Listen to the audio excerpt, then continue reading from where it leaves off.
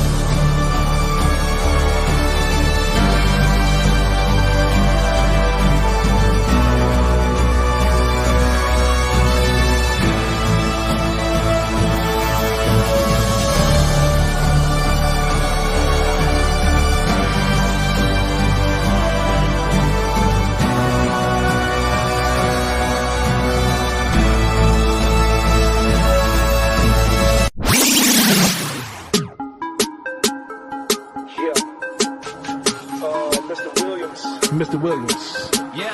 I'm gonna let you go first, young buck. Yeah. Rest of flow. I am award show ready. I'm talking the best dress.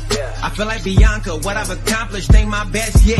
Look, it's only the intro, but I'm already dead set. Me and Mac, when you bring us back every year, we'll give you a sick track for your ears. Let me be clear, Josiah and Mac in the booth. Slammers are back on the air, hosted by Mr. R-Truth. About to make a raw killing, so let me put on my best suit. Get up on my Montez boy, but first, where are my shoes? Yeah, I know the show started, but I'm turning up regardless. Tell the bump to play it louder, it's a red carpet party.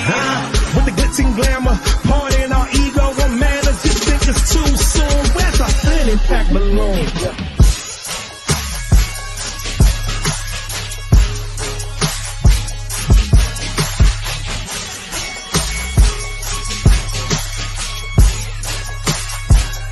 Yeah, 2011, rockin' Cena, this that game changer. With us on the mic, then you gotta believe that it's gonna be a straight banger. Look, I'm a breakout star when it comes to the bars. Ay, I'm like Cesaro and Sheamus. Ay, I ain't content with setting the bar. I pick up the bar and I raise it. That was amazing. Slammers are here, wrestling Oscars. The stage is set, the main event like wrestling Oscar. I'm proud to be with young Josiah, lyrical monster. Feel like GCJ, Uso and Roman, the body conquer. Hey, I know the show started, but I'm turning up regardless. Tell the bump to play it louder, it's a red carpet party. With the glitz and glamour, partying our ego and manners. You think it's too soon, where's that planet pack balloon? Hello, I'm Homeboy Shivani, and now the PWC, the Pro Wrestling Coalition, is on the air for the most exciting 2 hours of professional wrestling podcasting in the world. We're gonna put butts in seats and ears to the streets. And now, here are your hosts, Jimmy T and Jeff Lippman.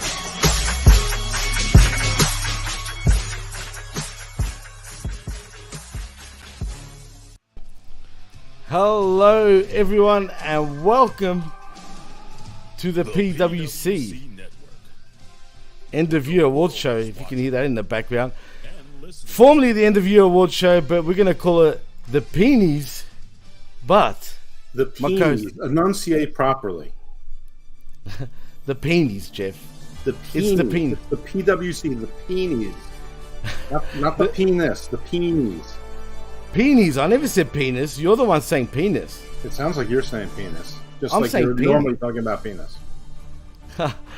Dollar Club Wrestling in the chat says the Dollar King Club, should we have win a in the problem. world. Go read his stuff. I'm embarrassed wearing this shirt. I don't represent any Dollar Club anymore. Or Dollar Club doesn't represent me. I didn't leave the Dollar Club Wrestling. Dollar Club Wrestling left me. Oh, shots fired. Also, he says Rock Hard Jim Pendy should win the Little Bitch Award. You're not allowed to speak like that anymore. Oh, you no. Modernized PG corporate sellouts. Shots fired. Anyway, it's the Peonies, not We the don't have any penis. such pressures here on the PWC because we don't have any sponsors. So. Luckily. Actually, we do have sponsors, Jeff, as a matter of They're fact. worse than we are. We actually do have sponsors. Shout outs to Homeboy88. Shout outs to HMG. Right. Bin Hamin Yallah. Okay. But we don't have any well-behaved sponsors. We don't have any sponsors with standards. So, yeah, wow. It is what it is. yeah, exactly. What the hell? Facebook user says, "Oh my God, hablo array." Ooh, Oh, who's that? could be sexy. Homeboy88 says Homeboy88 for best guest. And oh, look, Dollar Club says Jeff is Dollar Club 444 live. I really like to believe that. Since I have 2 of these hoodies now.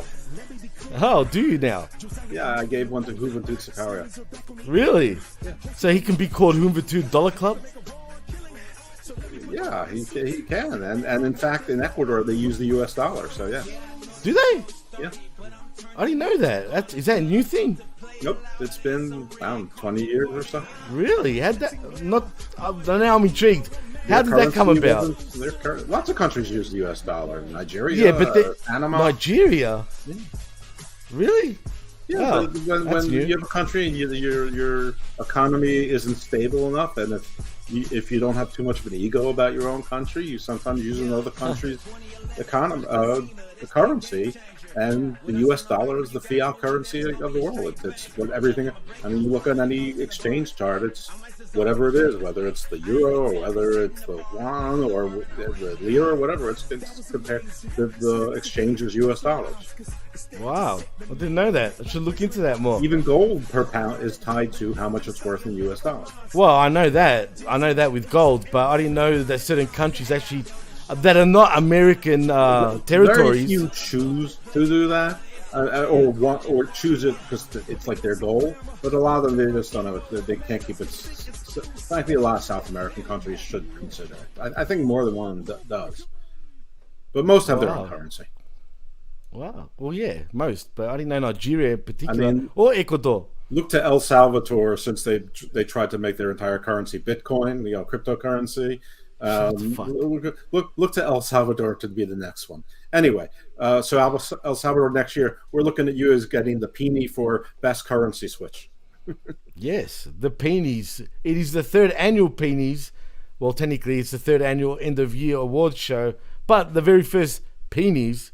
Yes, everything is Peonies here at the PWC. That's right. No salvations here, just peonies. Yeah, that's right.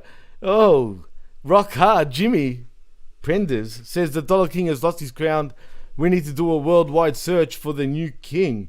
It's Prendergast. It's right there in front of you, and you're like Prenders, dude. That's what he goes by. All right, well, not when he puts his name there. That's his alter ego. Wow. Secondly, why are they having a promo That's a off shoot here in our chat? Come on, let's get to the peonies. Yeah, well, Facebook user says in my country we used $1 by 22 years ago. Really? What country is that? Facebook user. I assume Ecuador, maybe. Maybe That can't be who I think it is, Jeff. Is it? it could be. But doesn't her name usually come up? I don't know. I'm pretty sure it does. But anyway, I don't know. That's weird. You know, she's an international woman of mystery. She is. Jimmy says again, the Dollar King has lost his crown beneath. Oh, you said that before. That's right. Yeah. Anyway, let's get into the. You're repeating yourself, Biden. Shut up. The chat is actually rocking right now. Yeah. And oh no, it's got to be La Sicaria. You think? 100%. Well, don't bother checking the servers because she's got it routed through a dozen shells. Really? Oh. And yeah, she did say that Ecuador's been using the American dollar, which I never knew, for 22 years. Well, I said it's about 20 years. Yeah, no, you're right. Yeah. That's. I'm literally intrigued. I want to check that out. I don't know why I never knew that. Anyway, let's get to what's important. Let's get to the pennies, shall we, Jeff? Mm-hmm. And what category do you want to start with first? Do you think? Where should we go? I don't know. Wouldn't it have been great if we organized this and talked about it ahead of time? I know, true. We spoke about the categories, but not in what order, which is funny. Let's start at the top. Let's just go with the male wrestler of the year. All right, and we'll use MVP as the last one. How's that? That's fine. All right, male wrestler of the year. Might or might not be different. Yeah, that's true. It could be the same. Could be the same guy. You never know. But You we'll want to see break what it down we by do. promotion, or you just want to overall? Just want to divide by male and female?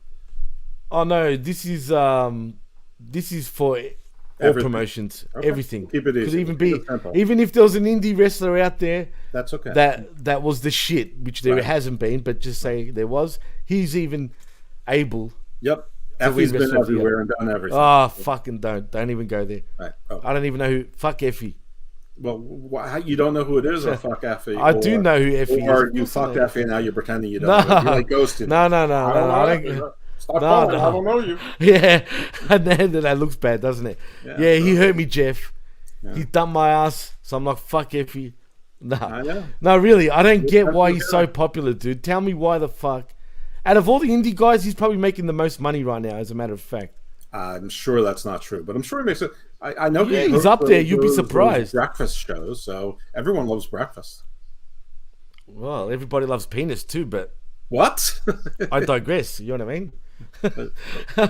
I'm just saying. That is your safe harbor for everything. Well, It's- well, it is what it is. That's why Okay. it's the peenies, Jeff.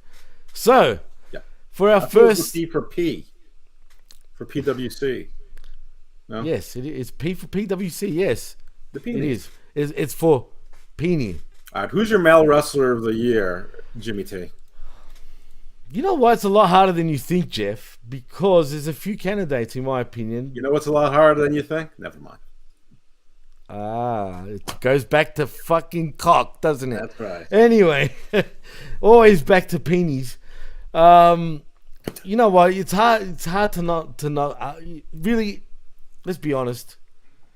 I think it's got to be fucking Roman Reigns, dude. I mean, I agree. he's head and shoulders, head and shoulders above. He's the tribal chief, the head of the table. Everyone's eating at his table, and those that aren't are getting the scraps. But I will say, a special sort of shout out to Seth Rollins. I think he had a chance. Even Sami Zayn had a chance, but I think it was too little, too late, per se. And plus, Roman Reigns is involved in that storyline anyway. So I don't think Seth Rollins had a chance. I think Sammy fits into a different category. I mean, I would say people who had a chance. I mean, you could, I know you're gonna say Moxley. I think you could make a compelling argument for John Moxley. Yeah, see, I'll put him in a different category. He's the guy you can depend on. You know what I'm saying? Like, if you need someone right now to carry your company, he's that guy. You know what I mean? One of those guys, anyway. Well, I wouldn't say to carry any company, but I would. Well, I might as For well the go short into this term. one. I'm talking about a The short now term. MVP of the year for me is John Moxley because I think he did carry his company. Well, so we're gonna go straight into it, huh? Well, MVP I of the year. figure why waste time on that? I mean, we can go back, but we agreed on the male wrestler. We should circle back to the female. But Well, you know, since you said your MVP already, I might as well say mine. yeah, I mean, MVP of the year, man. I know what you're saying with Moxley, right? But, oh, man. See, I can go with one other person that I'm arguing with myself over. The problem is injuries got to him. So, again, I'm going to have to go Roman, dude. okay. Again, I just have to, man. Oh, yeah. You can make a special sort of comment about even Lashley at one stage. But then he faded. Listen, as much as I love Lashley, He's had a bad year, really, when you really break it down, Jeff. I mean, you can't say There's it's a short spurts. bad year, but, Not bad year, but compared to 2021 and 2020, come on, dude. Let's be real. No, I wouldn't. Yeah, I mean, I wouldn't put him near the. I mean, I think a promoter could easily make him the MVP or the wrestler of the year if they put the guns behind him. But they didn't. No, they didn't. I mean, he's been fumbling around in this U.S. title area, which is great for most people, but not for him. He's above that. Actually, no. You know what? I changed my MVP. I'm going to say Seth Rollins. Okay. Only because I've enjoyed him a lot this year, dude. yes, I'm a fan of his. But when you think about it, he's one of those guys, again, that if you need a guy to carry the load for a while. I just got breaking news. I got a message from one Chris Am saying, "Tell Jimmy to send me an invite." Does this work internationally? I forgot because we're talking, man. Like I saw it, but I forgot I was meant to do it. Damn. You spoiled the surprise. Good one, Jeff. Spoil the surprise. Apparently, you spoiled the surprise, and he had to text me. No shit, man. I put the invite, and then because we were talking about what we were talking about, I just totally send forgot. him the invite instead. I have already did. Instead of saying that I spoiled the surprise and then admitting that you botched it. Wow. This is the botch of the year. Throw me straight under the fucking bridge, dude. Straight under the bridge. I mean, you know what? You are the most valuable player and the least valuable player of the PWC.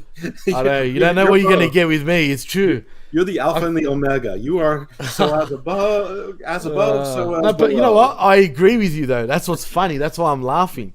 Like, legitly, I agree with you because I can totally get where you're coming from. Mm-hmm. Like, legit. So I'm not denying that. That is actually dead set true. You are heaven and hell. You are chalice and a spear. It's true. It's fucking damn true. Unfortunately, in many ways. But anyway, let's get back to where is Mr. Ambulance. Anyway, he's taking his time. I've already sent him a damn invite. So okay, well listen, he's on vacation time. What's the Puerto Vallarta or something? Andale, Chris, andale, ambaso. He better not be in Cancun. That is so mid. We'll find out in a moment. But coming into the show is Mr. AMBS. He is bullshit in the morning. He is El Ambaso. He is Chris Ams. Welcome to the Peenies. Is the 2022 Peenies. Dude, have you gone dark? Is your hair gone darker, dude? What's going on there? Hey, what's up, guys? How's everything going out there in the PWC land? I'm joining you from just outside Cancun. There you go, Jeff. You called it. And yeah, I'm excited to be here. That's what people go to Cancun who don't want to say they're Cancun. They say the Mayans. So is that a ziggurat or a step pyramid? That is a step pyramid. That is from Tikal, the actual ruins of Tikal. Is that is your pride flag there broken up into steps of 13? There's probably a pride flag somewhere that's broken up into steps of 13. Yeah, well, that's what the Aztecs and the Mayans did. 13, 13, 13, 13 to get to 52. It's true. It's damn true. It's damn true. Chris, it's been a while. I know you're in fucking Mexico, and dude, is it hot over there? Is it jamming? Yeah, man, it's super warm. Today I got to hang out at the pool and then go do a little exploring at a little town called Puerto. I can't remember, but it's next to Cancun. Puerto Alegre, and it's great. I'm looking forward to it. And I'm just happy to be here on the awards show. I mean, it's great. Hey, we're happy to have you, dude. Thank you for having me. It was a pleasant surprise. Yeah. And what do you mean? Thank you for having you, dude. This is yours, dude, as well, man. As much as ours. That's right. You're one of two people who paid in advance. Yeah. But Chris, I don't know if you were listening to the show and you caught what we were just talking about, but we gave out our wrestlers of the year and MVPs of the year. The male wrestler of the year and male MVP. Oh, right. Male wrestler. These are both male. So, Chris, tell us, who would you have as your male wrestler of the year? Who wins your peenie? Who's your peenie? And then who's your most valuable peenie? All right. So, first of all, male wrestler of the year, I'm going to go with Roman Reigns. I think all three of us went that. I would say it's a clean sweep. It's how do you say trifecta in Espanol? Trifecta. That's how you say it in Greek. Something like that. Perfect. You just have to put it in the accent like cool. trifecta, or in Spanish you'd be like trifecter. You know what I mean? Anyway, so Roman Just roll Reigns. your R as some part of a word. Just roll your R's, Jeff. That's it. Try So- What the fuck was that? Anyway, Chris, so you gave it to Roman Reigns. We've done the trifecta, as Jeff said. Who would be MVP of the year, dude? Your most valuable peenie. Okay, you guys are going to think I'm crazy for saying this, and there's going to be a lot of people out there in the internet world who think I'm an asshole for even suggesting it. CM Punk is the MVP of the year. Wow. Single-handedly, most valuable I think prick. I think he single-handedly brought more viewers to a company than any other wrestler in any company on the planet. And I think that is the definition of MVP. I think that he brought more people to the company than anybody else. And yes, he's an asshole. Wow. And yes, it's probably good for the company in the long term that he's not there anymore. But he did exactly what an MVP is supposed to do. He got eyes on the ball. Yeah. And arguably, he also ran brought home. more eyes to WWE after he left the other company. So it's not per promotion; it's just MVP. So a controversial pick, an interesting pick, but only one that somebody is part of the radical far center would come up with. Exactly. This is what I good do. point. Absolutely good point. Well, CM Punk. But see, the thing is, Chris, at first he did bring a lot more eyeballs. That's true. But they plateaued towards the end, even while he was there just recently. They weren't hitting the million marks. I think they only hit it two other times after his initial comeback. Jeff, you're more familiar with the ratings. How many more times they hit a million while he was around? He defended it. I don't think we need to pick apart his picks. No. I'm just saying that. I know it's not picking his. I'm not really picking his picks. I'm just surprised. Stop attacking him. Jesus Christ. Chris, time to get fucked. Seriously. Anyway. Alright, so CM Punk for Chris. I went with Seth Rollins. Jeff, you went Moxley, right? Damn it, we could have had the friggin' Shield again. We could have all fist pumped. But anyway, we did somebody was a techno guy who could put up a graphic. I could, but I won't because we don't need it. But anyway, so let's go to the female wrestler of the year this time. Jeff, you can start, man. Who's your female wrestler of the year? Holy fucking shit. This is rough. This is the Punani Award, by the way. Most valuable Punani is next. This is for the whole year, huh? The whole derriere. You know what? I'm going to do it. Feeling. Mandy Rose. You can make an argument. I think she had yeah. I think it's an excellent pick. It is an excellent pick. 2021, she was super hot too, so yeah, you can make that argument for sure. Yeah. I think it's a lot tougher this time around, though. And she exited with like a peace out. My terms, bitch. I made my choice. True. Listen, I mean, I'll tell you who I was struggling with. Bianca, who has held the title most of the year and has done everything she's supposed to. Stale. I just think that she's just always the same, and it's not that interesting. Just like I'm a jock. She's stale, yeah. I mean, it's sort of like Ron Breaker. I mean, there's lots of people that like that. And listen, I like Bianca. I think she's a great athlete. I think she's had a great year. But I don't know. Mandy just feels like a wrestling star. She had the group behind her. I don't know. It just like everything worked, and she was the star of NXT, which is like, okay, star of the developmental, the AAA team. Yeah, she was. It's true. But I just think she was the champion the entirety of the year, and she wore the belt well, and she defended the title a lot on TV, and I don't know. People tuned in to see her, and yeah, I'm comfortable with my pick, and hopefully it's not the last time I'm picking her in wrestling, but it just might be. So one last time for all the good times. One last time for the good times. I'm sure there's plenty of good times to come, Jeff. Literally. I don't do those things. Anyway, Chris, who would be your most female, or should I say Punani of the Year award? Female wrestler of the year award, that is. Okay. No, again, I think nobody's going to like this pick, to be honest with you, but I'm going to go with Rhea Ripley. Oh, in yeah, for terms of sure. like what she did as a single star, maybe not. But I honestly think that what she's been doing has been more interesting than 99% of the roster, maybe all of the roster from both companies. And she's been consistent. And it hasn't just been, one thing that she's good at. We know she's good at the physicality, we know she's good in the ring, but she's shown that she's actually pretty charismatic too. So, I mean, for me, she's the female wrestler of the year. I don't think it's a bad pick at all. I mean, You know what? I mean, she was in my mind's conversation, and she's going to get a different award tonight. Spoiler from me. So I don't think there's. I mean, I think next year she very, very well could easily do it if they play their cards right. Though, if I'm to believe some of the things I'm seeing, I'm not sure that they will be. But you can never. I mean, that's one thing with wrestling promoters. Never count on them to do the right thing. I think they're doing the right thing with Rhea Ripley right now, though, guys. I mean, even with her feuding now with Becky Lynch, should elevate her, but they need to put her over.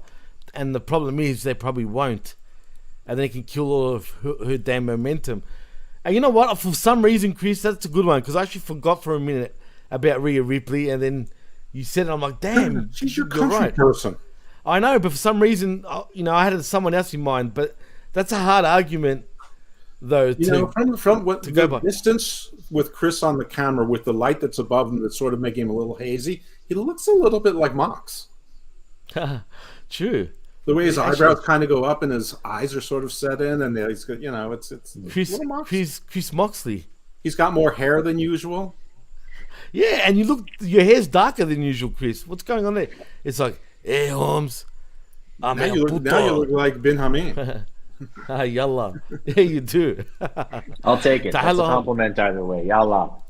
Yalla. Absolutely. Shout out to the Bin Hamen. Ding dong. Ding dong. Hello. Well, you know what? Try to do that face. Like, it causes pain back here. You got to give it to Bailey, man. She was pretty funny when she came up with that shit, though, man. That was pretty good. She's had what I mean? Her best moments are when she's fighting with Michael Cole. Sad but true. For sure. But it's almost sexual tension going on, though, man. What do you mean, almost? Yeah, almost, exactly. Well, I'm going to go with Chris, man. As far as female wrestler of the year, it has to be Rhea Ripley, man, for me, too. She's totally not only elevated, but she's elevated a whole stable, dude. Now, my female MVP is different, though. Sure. And I'll get to that. Cool. But my MVP was going to be this award winner. But once Chris said Rhea Ripley, I'm like, shit. How can you not argue that? You know what I mean? It's pretty hard not to. Because not only has she evolved as a performer, she's managed to get a whole stable over, in my opinion, on her back. Do you know what I'm saying? Really, and she's the breakout star of Judgment Day. Without her, they're nothing. True. So that's why I have to go with Rhea too, man. It's too. So she's your female wrestler of the year? Female wrestler of the year, man. What about? But MVP is going to be different. But anyway, let's move on though to the MVP in the women's division, in all of wrestling, that is. Jeff, go ahead and give us your MVP, man. Oh my goodness.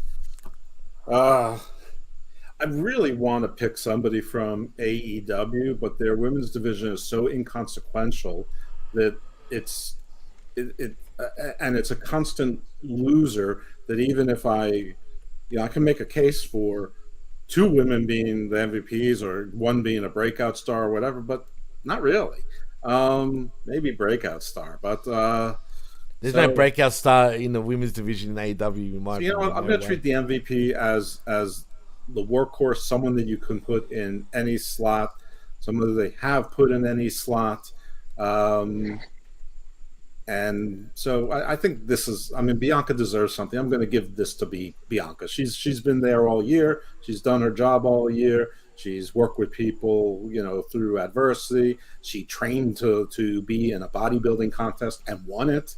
During this time, didn't miss any time.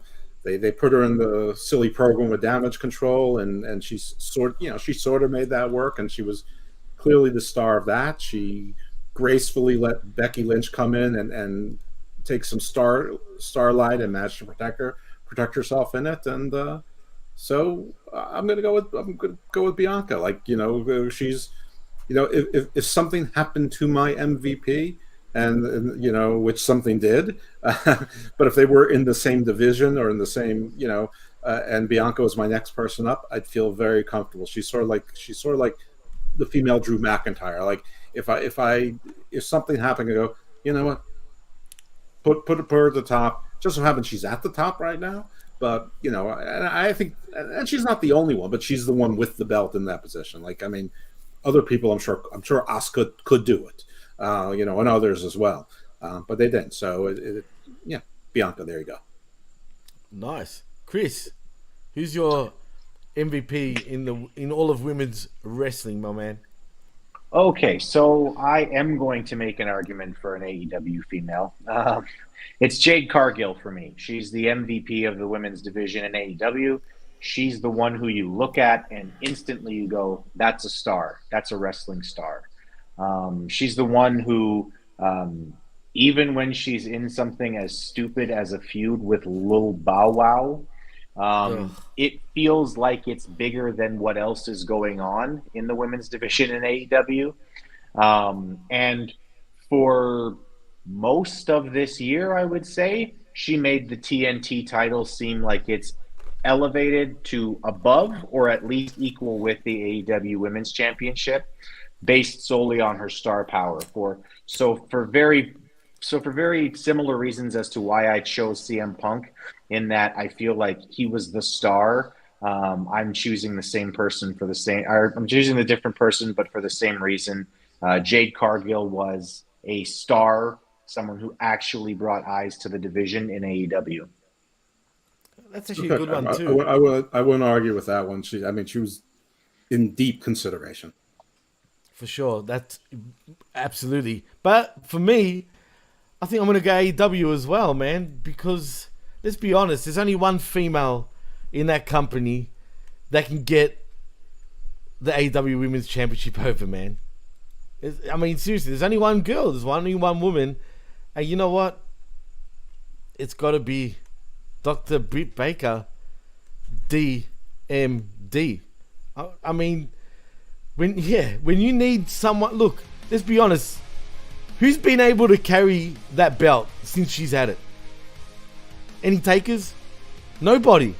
Literally, there has not been not one women's AEW wrestler that's been able to, for whatever reason, carry that belt like Britt Baker has. No one. But Jade Cargill is an exception. She's in her own bubble.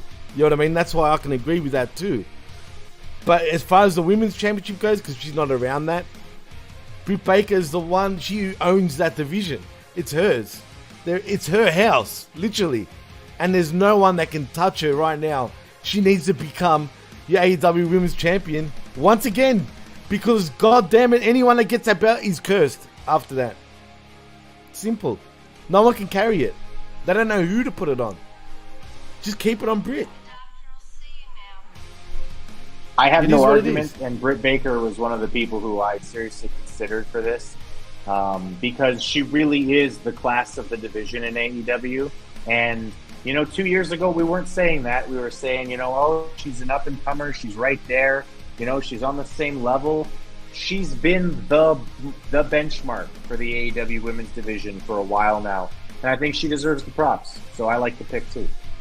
Yeah, absolutely. I mean, you guys both picked the only two people I was considering AEW, and I didn't pick them for the reason I stated, that the women's division is floundering, and it's constantly the lowest rated segments on the shows. If I was one of those wrestling fans who says, who cares about ratings? You're not a TV executive. Then they, but I am one of those people who cares about that stuff. Yeah, and fuck those guys. Yeah, or fuck those Either guys. way, it's okay. There's plenty of fun for everyone, folks. But anyway, it doesn't bother me. I mean, hey, it's the peonies. I don't care if someone disagrees with me. I just don't like when people make up facts. That's true. Yeah, that's always fun. That's a disease in the IWC. And then argue those facts, or they take one logical train, but it's different depending on what their argument is. I mean, just keep the same goalposts, or at least if you're not, explain why. I mean, it's like It's stupid. Yeah, I know you're right. I don't like a lot of clownish wrestling, but for whatever reason, I like Danhausen. Can't explain it, but I do. I mean, I like Danhausen. Don't know why, and I'll say it. Don't know why, but I do.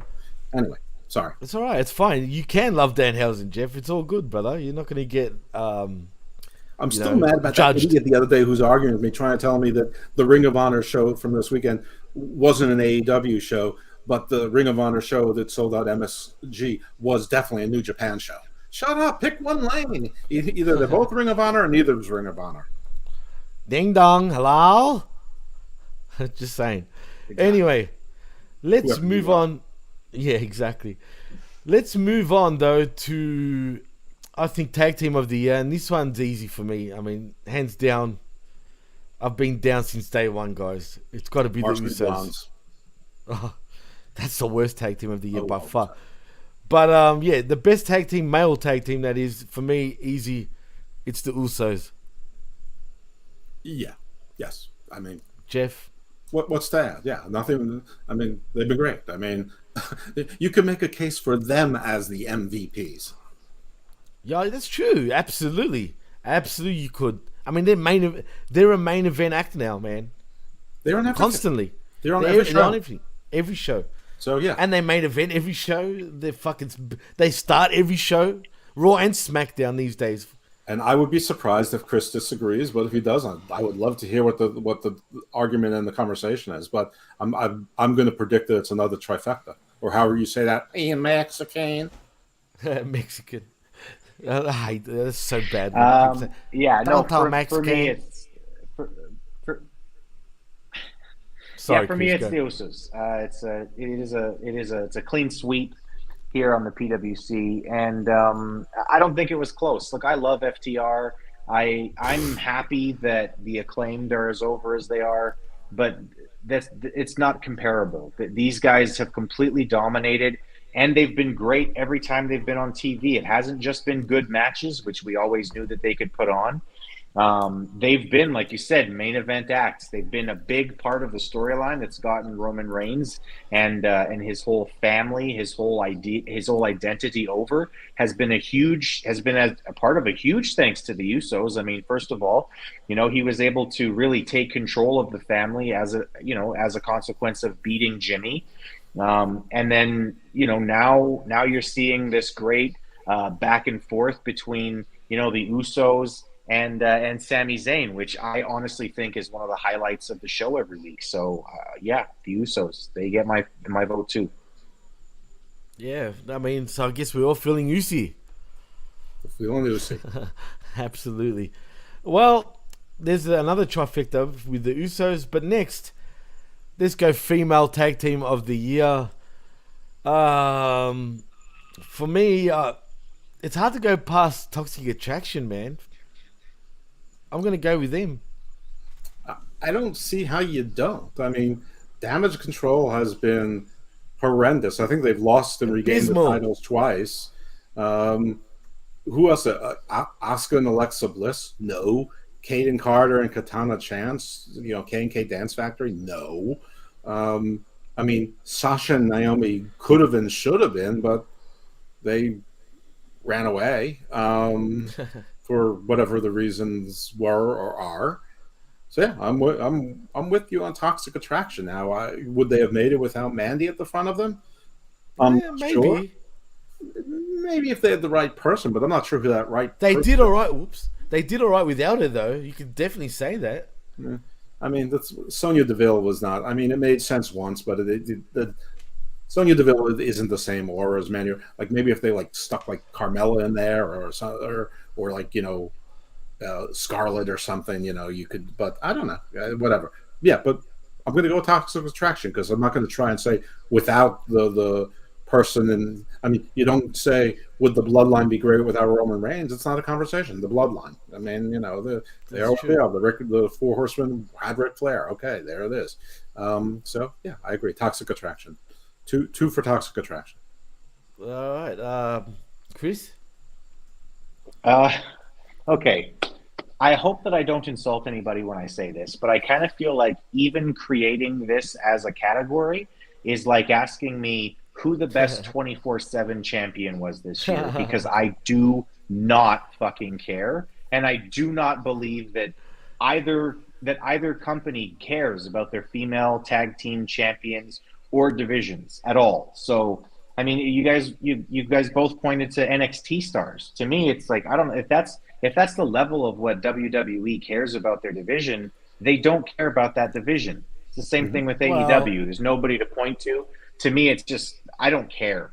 Well, the thing, Chris, about NXT, they've got literally a whole bunch of riches when it comes to the females in NXT. They've got so many good female wrestlers there, believe it or not, that it was hard not to go, say, with Toxic Attraction. You know what I mean? As your tag team of the year. Believe me, they got the amount of riches they got there. Character, in Saturday Night Live, where he goes, two girls for every guy. We got bitches. Oh man, I forgot, man. I mean, I keep wanting to say the ladies' man, the Cavassier guy, but that's something different. That was oh my god, I can't remember his name at this point. I feel like an idiot now. But anyway, but that's how I feel like NXT is. It's they've got two good females for every, but that's not, they have like 4 good female wrestlers for every 1 male wrestler. It's worth half a damn there. True, I agree. Well, since Chris, you said that, I'm sure you're probably going to say this again, because next it is the trios of the year, and for me, even though they weren't around for long, but they automatically elevated the trios division once they were there and then they came back. It's got to be the Elite for me, man. Only because they make that trios division feel important once they're around. No one else has been able to do that. Definitely not the Death Triangle. I said Death Triangle, not Death Triangle, because seriously, I don't even know how they understand each other. I'm sure they don't. Just saying. I mean, are we going with trios and they have to be competing in a trios or 6? No. Because technically you can say the New Day, say, for example, but even though they haven't been in trios for a while now. Yeah. Okay. Say the Brawling Brutes, for example. No, that's a good example. That's not a bad choice, but I'm going to go with Sami Zayn and the Usos. Ah, true. Absolutely. That's a great one. I guess I'm being biased because the trios that I picked, they've got something to go for, unlike the WWE guys. You know what I mean? So, but you could definitely 100%. Right. So you can definitely, but triangle because it's just weird. I mean, they're just a weird group. They don't make sense. I mean, it's not Phoenix. It's Phoenix. Well, it's not Death. The part that doesn't make sense. I mean, yeah. Yeah. I mean, and I know that Roman plays a role and Paul Heyman plays a role, and obviously Solo plays a bigger role in that supporting cast character. But the Jimmy and Jay and Sammy dynamic is art. And you can tell legitimately them 3 love each other, man. Like for real, like they're close. You see it. They're dogs. Yeah, they are dogs, literally. Even though they, even when they do the handshake, you can tell they do that. They've been doing that for years because it's just natural. You know what I mean? Mm-hmm. So yeah, and I love that dynamic of them too. And really, it's you're Briggs right. Jensen and Fallon Henley. Yeah. I mean, listen, if they didn't split Lash Legend from Pretty Deadly, it would obviously be the 3 of them because they are chef's kiss. You could make an argument even for Pretty Deadly being tag team of the year in many ways, man, because I think towards the end of the year they made a good run. You'd be a little retarded if you made that argument, but yeah, you could. But yeah, but you could make an argument. Hey, I like him. I've always liked him too, but Chris, you would obviously have shared the room with Tyler Bate if that was your argument, but okay. Get the hell out of here. I don't want no Mustache Mountain. Anyway, Chris, who would be your trios of the year? Yeah, for me, it's I 100% agree with Jeff on this. The Usos with Sami Zayn, they're not just an interesting trios who are going for championships or who, made a division. They're actually entertaining. Like these guys, you actually want to watch. You want to see how it develops. They've been written well and they're being performed well as characters. It's just so much better than anything that is going on in the AEW Trios division. And you said the Elite make the division. No, they don't. They made made it so that they could do something. They're awful. I meant they made the division feel important again, because before they got back. I know what you're saying.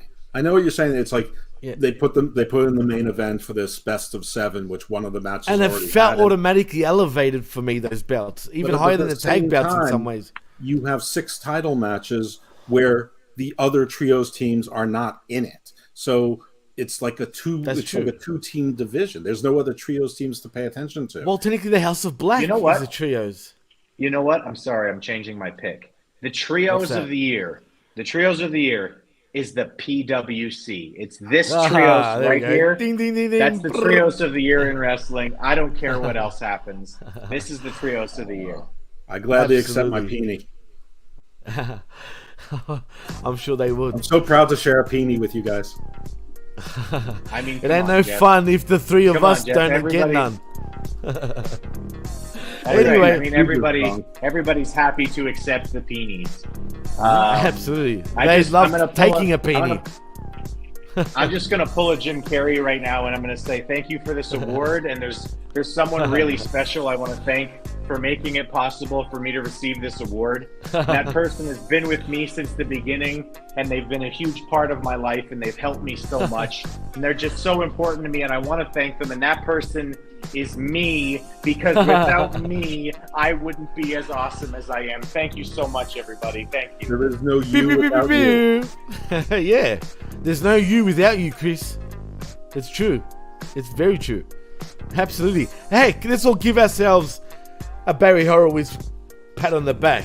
How's that? Anyway, in the chat, we've got Homeboy saying if you can give out some awards. Are you alluding that you want to jump on the show, Homeboy? No. He can the award for the person on every PWC. Oh, look at him. Oh, really? It's like that. Well, buying the ticket to go just outside of Cancun to the Mayan Riviera. He'd definitely be the worker of the year, that's for sure, when it comes to podcasting. He also said the award for the guy that never returned phone calls is a tie. Jimmy T, Chris Ams. Oh, man. Right. Even the guy in the Progressive commercial says, nobody makes a phone call, a text will suffice. Excuse me. Come on, Homeboy, man. I do a lot of shows, bro. Damn, man. God damn it. It's hard, bro. It's hard to find time. Not you, it's him. It is and me. I'm in Mexico, bro. You're supposed to be down here while I'm here, right? Like this is your people. That's his people. I know. You know? He's with your Where the hell are you, homeboy? hermanos, bro. He's with your pinches. You know what I mean? And all the perros. To add a little bit of spice to our little debate, the only other team I was considering for my Trios award would have been Legado del Fantasma. Hey, fuck. Absolutely. See, I almost want to take it back now. I feel like Legado del Fantasma can't do anything wrong, in my opinion. There's no Steve Harvey's here. That's all right. I'll stay here. I'll stay with the Elite. It's us. But it's us. No, we win. But that's we true. Win. It's us. We're the winners, right? We get a peenie. I don't know where we get the peenie, but we get a peenie. Hey, look. Look. If the elite can literally book themselves to win the AEW Trios Championships, we're allowed to book ourselves to win the peenies. Come on. Fuck it. Can we just say we win every fucking award? Like, that's it. You know what I mean? Let's just take it home. Also, Homeboy says the award for Best Vanilla Midget is MJF? Really? Why Vanilla Midget? I mean, come on, dude. He's actually bulked up. Yeah, he's not vanilla. He's borderline. I know what he's saying. He's borderline vanilla midget. But no, he's borderline midget, sure, but he's not vanilla. But not vanilla. The reason, right. The reason why vanilla was such a thing for Kevin Nash is because he was talking about guys who did not legitimately have personality. Guys like Dean Malenko, an early Chris Benoit, etc. He did call CM Punk also a vanilla midget, but... Well, but I think that was something that he sort of brought in afterwards. But the original comment was about guys who legitimately don't have personality. MJF is not vanilla at all. He's great. Right, like Davey Richards is a vanilla midget. That's a vanilla Johnny midget. Gargano, who has some sort of Oh, the is a biggest vanilla. Fuck it. There's an impromptu awards show. Awards right now. Who's the biggest vanilla midget in all of wrestling? For me, Gargano, hands down. I'm going with Jungle Boy. Oh, that's a good one. That's a good one. Yep. Jeff, Chris.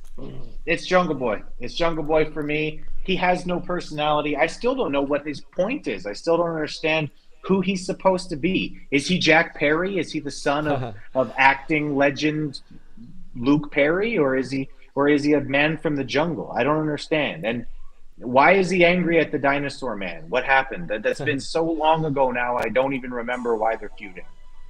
And you are literally ruining a bunch of big men. Probably going to be 5 or 6 before you get through with this thing, before Christian is healed. To put a guy with no personality on, it's only getting older, so his boyish charm, his attraction is just fading. It's like he's already wasted his best years. So, yeah. I agree with you guys. I fucking love this remix. Yeah.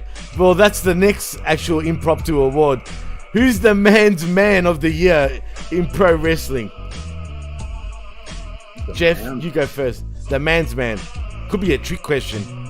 It is a trick question, because who's the man's man? So you have to define what you think a man is. A man that fights every battle, is a man that controls his environment. Gender fluid here at the PWC, Jeff. If I don't want to identify, I don't have to. Don't worry, it's not you. I know. Well, I could be the man's man. You are not. This is like Seinfeld. I'm better than Ted Danson. You're worse. I'm much better than Ted Danson. You're much, much worse. I mean, Jesus Christ. There's 4 people who come to mind, but I mean... It could be a 4-way tie. No, you can't. Ties are for lazy people who can't make decisions. And you know what? I just want to have variety, and that's also for lazy people who don't want to make decisions. Who controls his environment? At the head of the table, the tribal chief, the Roman Reigns is the man. I mean, he's the legit pays his taxes Tony Soprano. Fair call. There's not many men around in professional wrestling right now either, so it's hard to argue that. You can make the argument for Moxley too, though. He's a bit of a man's man. But does he keep his shit tight? He's in a faction that doesn't act like a faction. They can't even get all 4 of them together at the same time. He's bleeding all the goddamn time. That's true. They've been the man meter automatic drops. Yeah, that's true. Oh yeah, it's definitely Roman Reigns. It has to be. This guy's already cleaning up. It feels like. Chris, who's the real man's man in professional wrestling? It's pretty hard. There's not many. It's easy, man. Every time this song plays, one person comes to mind, and it's old crotch flap himself. This goes to Nyla Rose. For me, the man's man. Here. You admire the manly way that she ran away with the TBS title? Yeah, that's great. And very then stole manly. the car there were no charges dropped on her. Her. None whatsoever, and also AEW actively assisted them in stealing the championship by keeping the rightful champion from taking the championship belt back from the obvious thief of the championship belt. So they would even give him a replacement belt, or allow it to get a police report on the car. So yeah, only a real man could pull that off. It's a true villain. Okay, there you go. Jimmy, wake up. Wake up. Oh, excuse me. No. Whew. Oh. Smoky around here. Coley. We're in the middle of the show. Anyway, yeah, I heard what you guys were saying. Does anyone smell skunk? Yeah, can you smell it? It's that El Skunky. He's going on vacation. Yeah. Well, anyway, as I go through those clouds and I come right back out of it, let's move on to the next subject. Okay. Did I give my man's man award? I actually didn't. I think you said Roman. Oh yeah, Roman. You're right. That's right. It was Roman. Anyway, what should we do next? That was our impromptu awards that just came up out of nowhere. But I think next stable of the year. And for me, again, they're cleaning up all the awards here at the Peonies. It's definitely the bloodline. Jeff, Yeah. 2. is it a trifecta, Holmes? Orale, we got 3 again. The trifecta. Well, that's stable. What about female stable of the year? Toxic Attraction. Yeah, I agree. Toxic Attraction for me. Chris? I'm going to go with whatever they call the thing that Britt Baker is in charge of. What are they called, actually? The dental office? I really don't know. That's a good question. I never thought of that, man. They don't actually have a name. You know what? The Practice. That's a good one. Should be called The Practice. But you know what? You could go there, and really they probably deserve to win that because they've been together for a long time. And they do all gel together one way or the other. I just don't know what the fuck's going on with the 3 of them anymore. Yeah, and Hayter's been able to elevate herself into at least semi-main event status. I think she's won that belt and got de-elevated quick and fast. Put it that way. Yeah, I think she went into the elevator and the cable got cut. Yeah, she's been stuck in the elevator with that championship now for only a couple of weeks. And it's already sinking. I'm just saying. Yeah. I feel very comfortable with my pick of Toxic Attraction. Yeah, I'm going to have to go with that too, man. Only because they were only the baddies would even... Oh, yeah, they messed up towards the end, but they're become doing terrible cluster. things now. But it's all baddie segments now, literally. Right. Well, that's the stables. That was pretty quick because that's pretty easy. What should we go next, Jeff? What do you think? You can pick the subject next. Okay. And then Chris... How about we go with indie wrestlers of the year? Indie... All right. You go first. I'm gonna go with and listen, I know that he... But when you say indie, you got to specify it. Does that include, say, Moxley wrestling in GCW? Shit like that? Or they're not part of that because technically they're not really indie. It could if you wanted to, but you'd have to take out everything he did in AEW. So you could. So basically just making out with some dude. Yeah. Yeah, I forgot about that. Thanks for reminding me. I mean, India, I would say that would be your local indies, your minor majors. It would include your NWAs, your GCWs, your...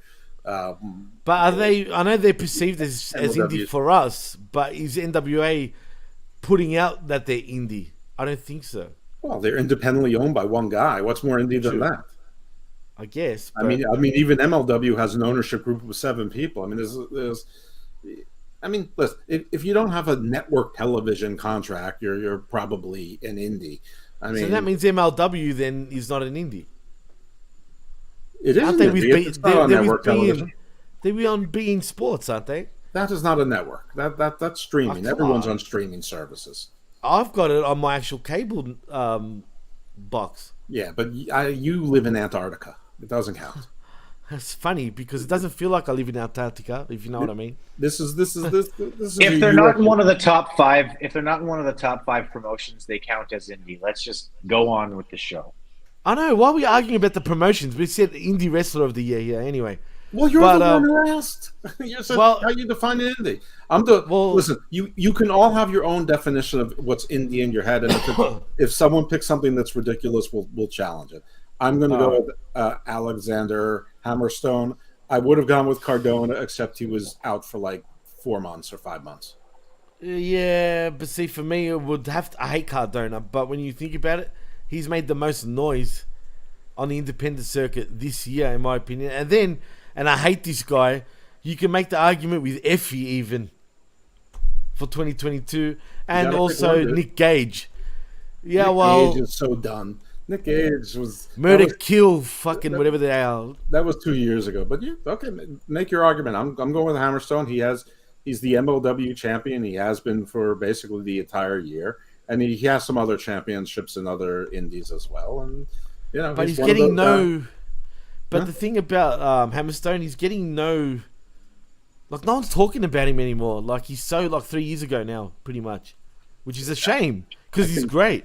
I think indie wrestling is so 3 years ago. That's true too. It's actually gone backwards. That's true. It fucking has, and it's a shame because there was a period where it started blowing up, and then it just it went down on their ass. So, Yeah. Oh well, I'm gonna go with Matt Cardona, man. Can't argue it, regardless if he was out or not, including his fucking girl Chelsea Green. Chris. All right, I'm going to go a lot deeper with this one than either of you guys went. Someone who's truly an independent wrestler. I've got a feeling I know who you're going to say now for some reason. But yeah, go continue. Also, friend of the channel. I knew it. And I know I'm going to get accused of homering on this one. It's GGP for me. I knew it. Damn it. I love watching GGP stuff, man. He posts stuff on his Facebook about him main eventing, and you'll see him wrestle for 20 minutes, and you'll see him do things where you go, fuck, that's clever. Like, why isn't somebody on TV doing just that? When he does get a shot at the big leagues, he always performs well. He does. You can say whatever you want about him laying down on AEW, and he does, and that's his job, and that's what he's being paid to. Hey, but he gets his shit in though every match, man. He really does. He doesn't get jobbed out. Every single time he shows up, he's fun. He does something during those matches that makes me go, "I'm proud of this guy. I'm proud I know him." For me, the independent wrestler of the year is GGP. He's been great. He's had a really, really great year, and he's truly independent. He's not collecting a paycheck from a company that is going to be in PWI next issue. He has been, as a matter of fact, right? But he's actually been in the top 500 before twice, and has been as high as in the top 200. Which you say, that's no fucking easy feat either. You know what I mean? He's a great wrestler. He's independent. For me, he's my independent wrestler of the year. And if I said it because of my heritage, I would get a lot of slack. So thank you for actually saying it, Chris. But yeah, look, GGP, and this is the honest truth. I'm not being biased, right? And I'm looking at you, Jeff, especially. GGP has literally wrestled the who's who of professional wrestling, especially in today's climate. He's wrestled everyone from Samoa Joe to Adam Cole to MJF. He had a feud with MJF to. Man, everyone he's on AEW twice recently. He was also on AEW a year ago too. He's been getting some shots, but he's truly the best non-signed independent talent, dude. He wins titles everywhere. He deserves a shot. I know his gimmick is probably too Greek for a lot of other promotions maybe liking, if you know what I mean. But in saying that, hey, William Regal was supposed to sign him for WB. That's a quote, and that's when we did that interview, remember, Chris, with GGP. And speaking of him, we're due to do another interview with him. He wants to come back on the PWC. It's been 2 years, man, maybe 3 years. That was our second show, I believe, Chris, when we interviewed him. It was my first. Oh, yeah, it was. That was your debut. That was my second. That's true. Wow. That was a long time ago now, but it felt like yesterday. Boy, has things changed since then. But yeah, no, GGP can definitely make that argument for sure, man. Shout out to GGP. Well, I don't mean a disrespect to GGP, but if it wasn't for the two of you guys, I wouldn't know who he was.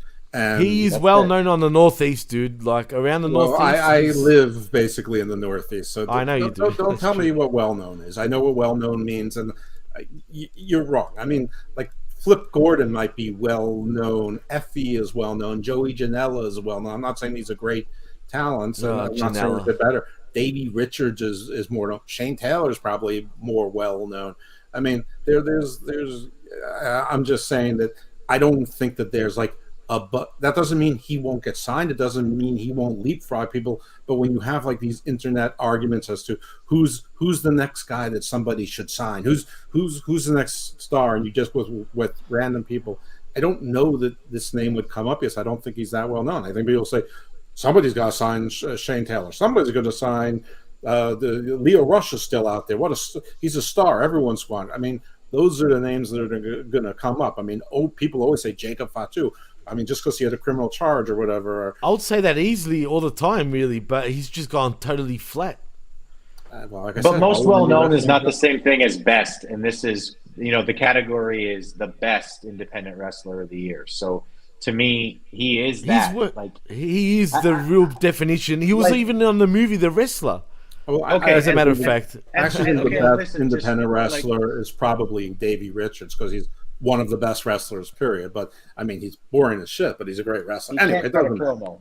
He can't cut a promo, and every match he does essentially the same thing. I'm telling you, GGP is actually a hugely talented performer. Like on the mic, in the ring, he is the real deal. Someone really should have signed him 15 years ago, but like here he is, still doing his thing and still being brilliant every single time.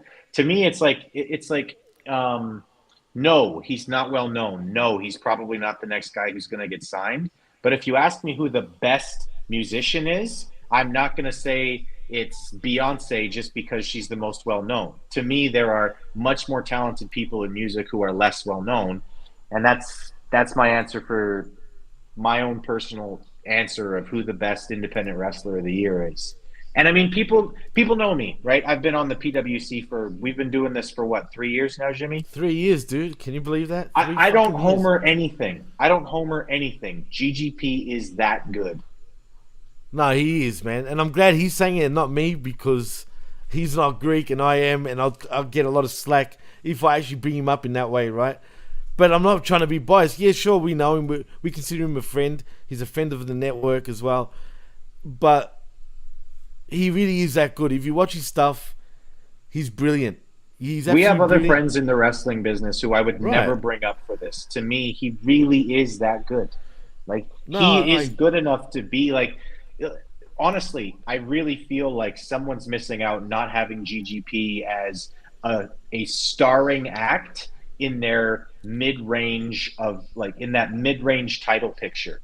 GGP holding down the fort in an Intercontinental Championship division is golden to me. To me, somebody's missing the mark not having him there. I agree. It's not, and he's worked in WWE. He's had dark matches in WWE. He's had dark matches in AEW. He's been on television in AEW too. I just hope someone, gives him that. Let him have that run. Todd Brantley in the chat says, "Just kidding. I like Hammerstone, but I think Papa Don is a great choice." I mean, a lot of people do know him though too, Jeff. So I don't know, man. Like, if you look, a lot of people who are huge fans of wrestling, like Todd, knows him, but not everybody's going to be that. Jeff's argument is not incorrect. No, absolutely, you're right. You're spot on. You're spot on, dude. Like, you're right. He's right. I'm not trying to be biased either. It's true. You have a different matrix for what merits that award than I do. That's all. Yeah. No, that's fair enough. Exactly. And that's why I went with Cardona, only because he made a lot of noise. You know what I mean? You were hearing stuff. So, and Todd also says in the chat, another GGP interview, sign me up. No doubt, man. No doubt. Anyway, that was a good little argument. Like, that was actually great. Let's do some of the bad ones. Let's do worst title run of the year. Do you want to divide it up male and female, or just overall? I think you can do both on this one. Okay. All right. Worst title run, male. For me, it's got to be what's it called, CM Punk, man. Hate to say it. Every time he gets the belt, both. They'll both shit house. Second he wins it, he's done. Wins it again, done. He's working with children, guys. It is what it is. So yeah, I'm gonna have to say CM Punk. It was the so what if he was supposed to be the savior of the masses, the voice of the voiceless. But I hate to say it, he absolutely got overhyped and choked. I don't care if he got injured. He should blame himself for getting injured in the first place. So it's on him, in my opinion. Chris? Was Adam Page's title run this year or last year? This year. Was it this year? That's my pick. Oh, yeah, it was. He didn't just not elevate himself. He brought himself down as the champion. And he brought the championship down with him. That title felt less important. He felt less important. He got worse as it went on. Worst title reign of the year, Adam Page. There you go. I would agree if it wasn't for the CM Punk always having to relinquish the title after one day. Yeah, I had three choices, and you guys named two of them, and the other one I was struggling with is Wardlow's Thunder TNT title run. Ooh, and Thunder Rosa is another argument too. Well, Thunder Rosa last I checked was in the women's category. Yep. So would not be factored in the worst male title run. I guess somebody out there is going to say, "What about the Miz?" His run wasn't supposed to be a real run; it was supposed to be short. I'm going to go with you, Jimmy. I mean, CM Punk won the title twice and held the title for a total period of about 4.5 days between the times that they figured out that his injuries were going to keep him out for a while. And in that time, we had 2 interim championships, or one interim championship, and then a stripping and a title, and the interim mess, and the perpetuation of the entire interim thing, and scrum gate, and so yeah. I mean, he had 2 title runs, the aggregate of less than actual week's time of actually being the champion. So you can't get worse than that, but I hear every word Chris said about Attitude. Absolutely. And I agree. It takes something truly monumental to do worse. And somebody who had so much heat behind them and actually took himself back down to the Dark Order low card. For as bad as Wardlow's has been, people still wanted to get behind him. And people still, I think, sort of want to get behind him. They got to be very careful now, though, Jeff, because it's getting to the point where I think the fans are starting to look at him like Dolph Ziggler, man, which is a bad thing, and you don't want that type of thing. There's something to that. We talked about this yesterday, not 24 hours ago. We talked about it at the time, in real time, the day it happened. That when you teamed him up with Samoa Joe, that was a trap right then from the start, right? And then it played out exactly as we said, or even worse. But I'm going to go with CM Punk for the reasons stated. Todd says in the chat, "Nope, worst male title run for me was Hangman Page." That's fair enough. If CM Punk didn't have to relinquish his titles, I would have said Hangman Page hands down as well. Well, I have a good idea. Todd and Homeboy should meet, and they should have a podcast, and then they should do their own peenies. They can call them the Toddies. the Toddies, I like it.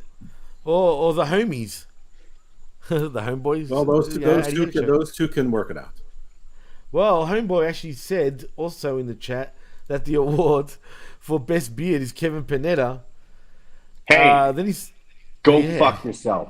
I mean, you're disrespecting 3 beards right here. Yeah. Though I will admit that mine was the worst.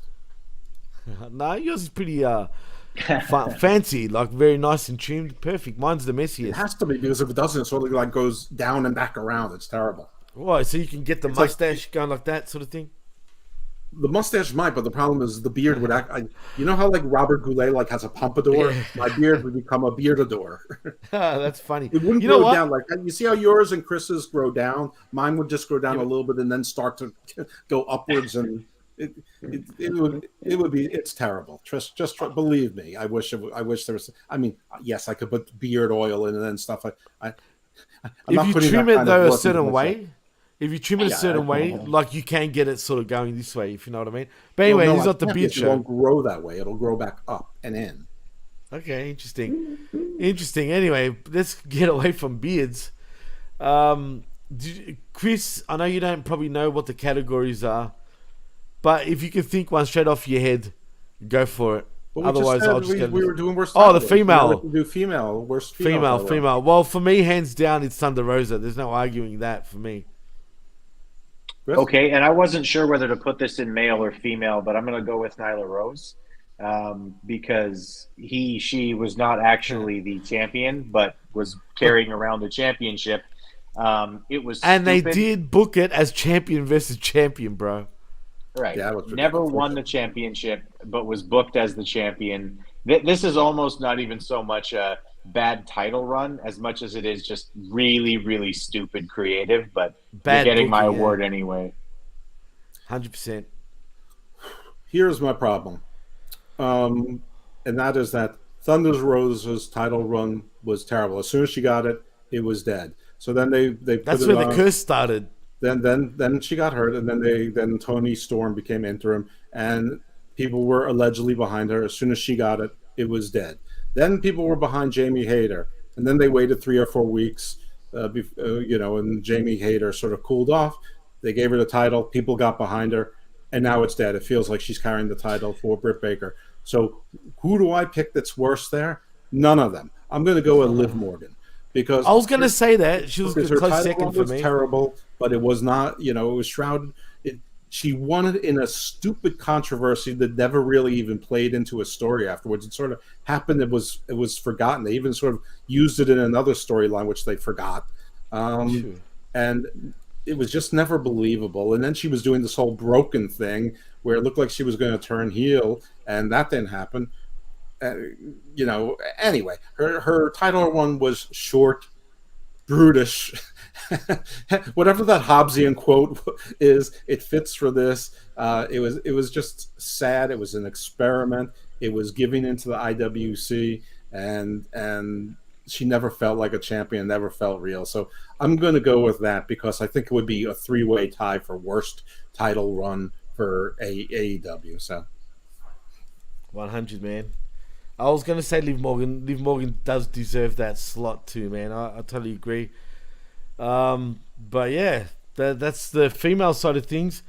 What do we got next, Jeff? Where should we go next? Let's do worst push. Worst push. Okay, you go so first. For this, you have to sort of, again, this is your own definition of what's a push. So for there to be a push, I think that the company has to put a lot of investment behind someone. It's not someone that they didn't push. It's someone that they actually have pushed, and you're just like, you still just don't care. It's just not working, or it's actually backfired. So for me, it's Wardlow. Ever since he got the title, it's MJF did his promo the day after he was doing a walkout, and for whatever reason, Tony Khan put him on there, I guess to make it seem like a work shoot when it was a shoot or whatever it was. But whatever it is, he completely overshadowed Wardlow's ascension. That should have been his coming out party. Instead, they buried it, and then they did that stupid Mark Sterling thing with the 20 security guards, which had no rules, was stupid. Some of the guards eliminated themselves, and I'm pretty sure there weren't 20 of them. The announcers lost count. They didn't know the rules. He was eliminating people who never got into the ring. It was just terrible. And then he's got these stupid matches, and then they immediately put him into a tag team with a guy who's more over than him, who's a legend that he could never. It could never go well. And we just talked about 5 minutes ago, so I don't need to say it again. So I'm going to go with Wardlow. It's not over for him yet, but it's sort of feeling like it's over. It's like it's feeling like close. It could be. He's at a crossroads, and in a place where they have 277 guys, and they just had someone named Action Andretti beat Chris Jericho, and clearly their investment is usually only in small guys, or if you're a Ring of Honor champion that's over 42, then So worst push, Wardlow. Come at me, bros. Yeah, I agree, man. Wardlow 100%. It's hard to argue that. Chris? I'm going to go with Jungle Boy because he went from me being tacitly interested in what Jungle Boy was going to do next to straight up X-Pac heat from me. I don't want to see this guy on my TV. I'm not interested in what he's doing. I actively want to change the channel because it's just the same fucking story over and over, and it seems like it's been all year, and it has no foreseeable end to it. It just keeps going and going and going. It's become to me the joke of AEW doesn't do long-term storytelling; they just do long. Yeah, and long for nothing, if you know what I mean. Jungle Boy though, the thing is, the only reason why I'll disagree with that is only because the fans still cheer the freaking kid. You know what I mean? Like, call it his song, whatever the case. And to be fair to Jungle Boy, due to unforeseen circumstances like Christian getting injured and whatnot, I think it's changed a bit of the landscape with his feuds and whatnot until he's better. But I'm not a fan of Jungle Boy either, so I can see where you're coming from. But he's been getting a lot of attention on television, though. So that's why I kind of disagree. Jeff, anything to say? No, I picked Wardlow, but I can totally understand why he's picking Jungle Boy. I just feel like Jungle Boy is still sort of in the same spot where I think Wardlow has gone where he could have been at the top. Right, he hasn't gone higher or lower, Jungle Boy. He's kind of just there still. Yeah, I feel like he's like the face version of Sammy Guevara. Like his status hasn't changed. But Wardlow, I think, is like he could have been like when he won the TNT title, he could have been like, I'm coming after the world title. Instead, he started with his idiotic promo about, I want to wrestle the best, and the best is CM Punk. He's a right dumb, from there, he's a dumb fucking idiot. It's like you put diesel into his unleaded. It's like it's just started doing that. Mm-hmm. Yeah, no, yeah. Wardlow's been the biggest disappointment. Period. It's just he was meant to be something more. He was meant to be the man. Instead, he's Wardlow's world, and they shit enough. Whatever he does, it's fucking ridiculous. Just quietly. There are just too many people in the world who watch MMA to get away with doing that kind of shit. It's not like we know, dude. It looks so stupid. It looks soft. It's pathetic. Like it just doesn't look like it even. It doesn't look brutal at all. It looks brutal, but like not in the way that he wants it to. It's like brutal. Well, to me, it's more like brittle. Just saying, you know what I mean? Wardlow, get your shit together, son. Do something. I don't know. Anyway, guys, where are we next? What should we go for next? Why don't we do? I was going to say, why don't we do promo of the year? But why don't we do match first, and then we'll do promo. Match of the year? Oh, that's easy for me. I'm going to have to go Cody and Seth when he's come back, man. Only because of the whole build-up and the match didn't disappoint. Like, not only did the hype live up to the match lived up to the hype also. It was intriguing. It was one of those matches that everybody was glued to. It didn't have to be the best match in terms of in-ring, right? But it's up there. But just for the whole drama and the anticipation, it's got to be Cody and Seth for me. Well, you're talking about the Hell in the Cell match? No. The first one when he first came at WrestleMania. At WrestleMania, you're talking right. about. Yes. Interesting. Only because of the implications. And it's easy to forget about that match because of Cody not being around. Yeah. I don't think it is easy because I'm not even sure if that's the best match of the year between Cody and Seth. I will say I think Cody-Seth has been the best trilogy of the year. I mean, first of all, 3-0. That's unheard of. And that was during the Vince era. I mean, you know, my other tag team partner, Steve Pena, is a Vince mark, and he's like, Vince makes people do penance, and he's going to make Cody suffer. And I'm like, no, Steve, you don't understand the times. It's not like he acquired WCW and is trying to embarrass them.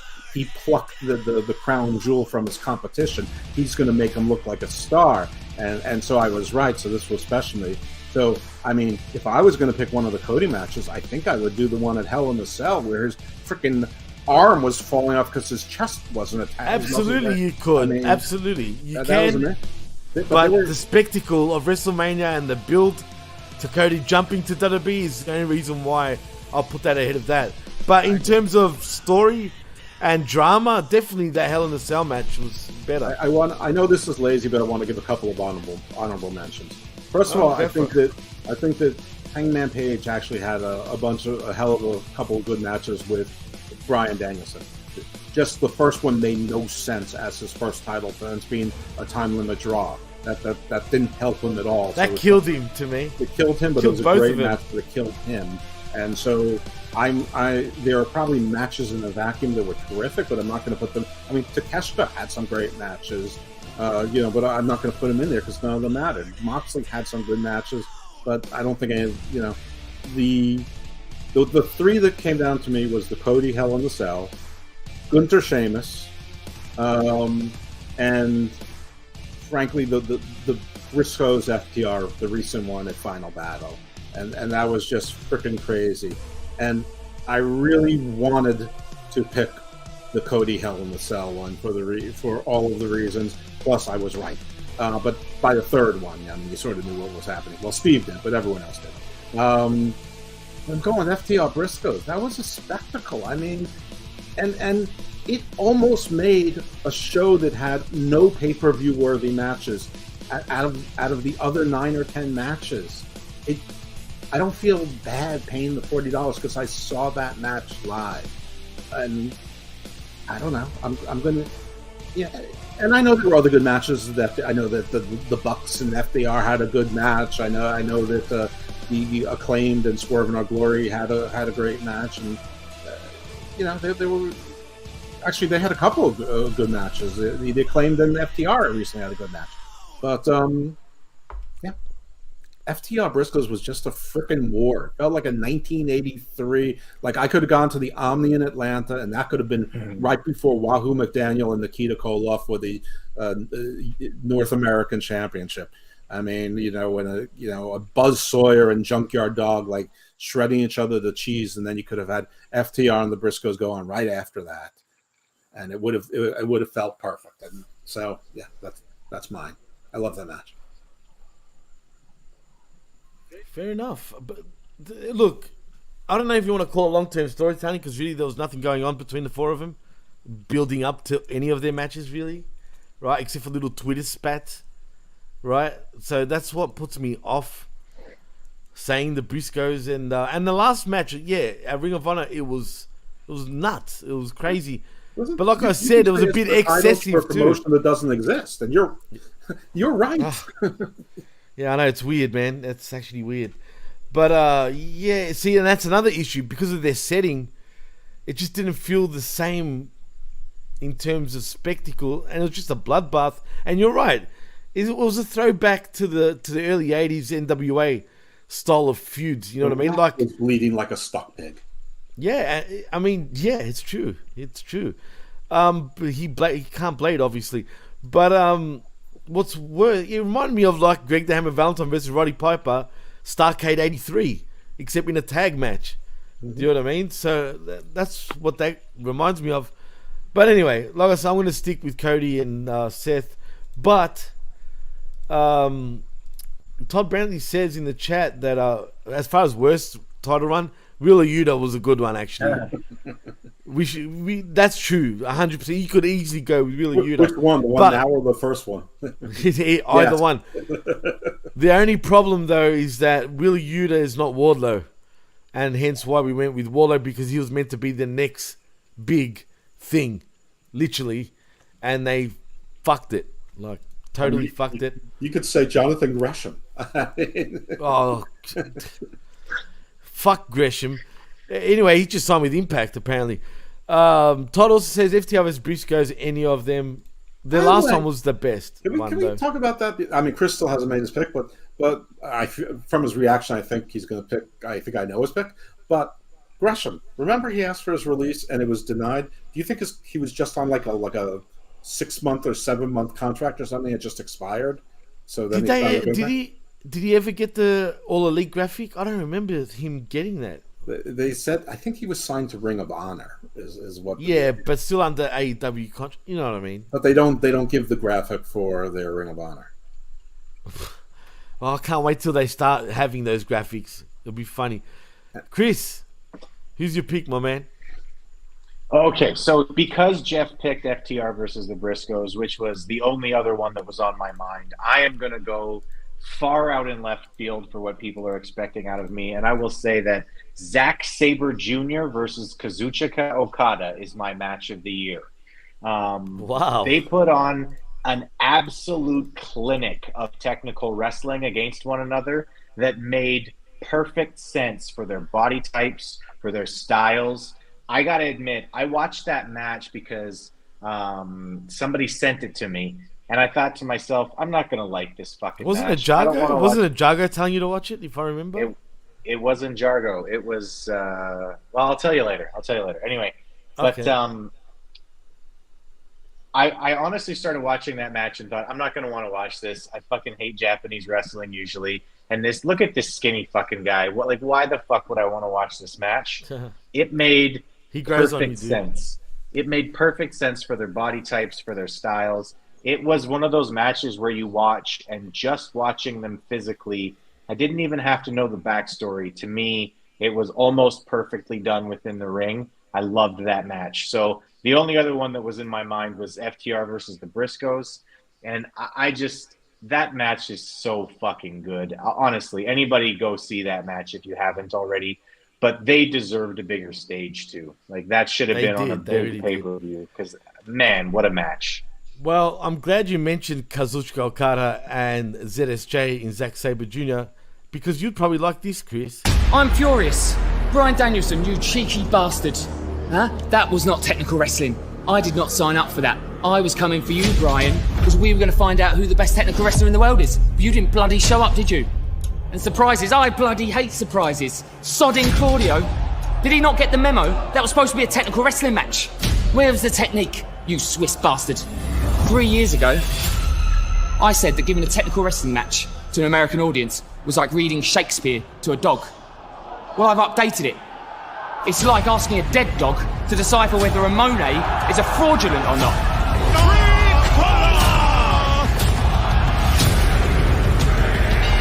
Welcome to the AEW. Claudio Castagnoli! That was not a technical wrestling match. I am still the best technical wrestler in the world.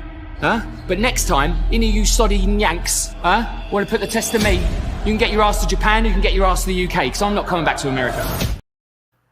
I love that promo, man. That is so good.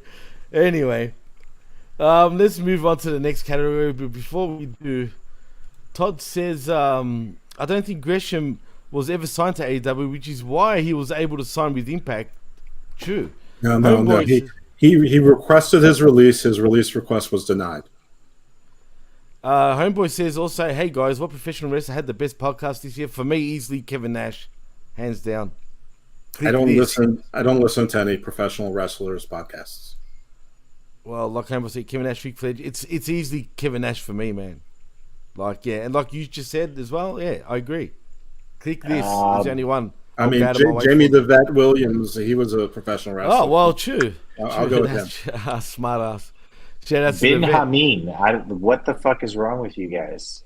Oh, yeah. That's True, yalla. Hey, I made some He's crazy never had me on remixes his of his show, song, so, man. yeah.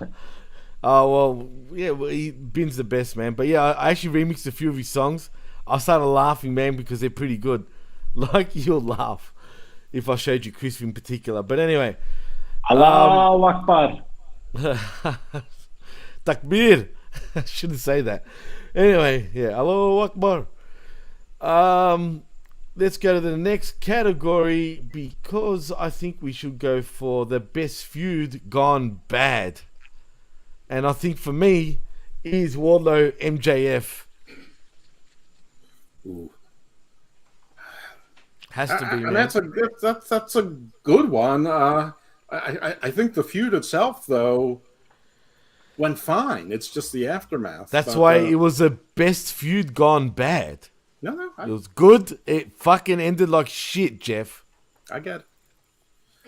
Listen, I have to go with. I've been complaining about this all year long. I mean, only there are two that come to strong mind for me as a feud gone bad, and that would be Christian and Jungle Boy, which I think is obvious in a lot of ways. But for the opposite reason, I mean, the one with Christian and Jungle Boy is because Christian got hurt, and they're still trying to I mean, they're finally trying to come up with a giant killer thing or whatever to make things linger a little bit, but the heat's gone from it, whatever. But for me, for the opposite is overexposure.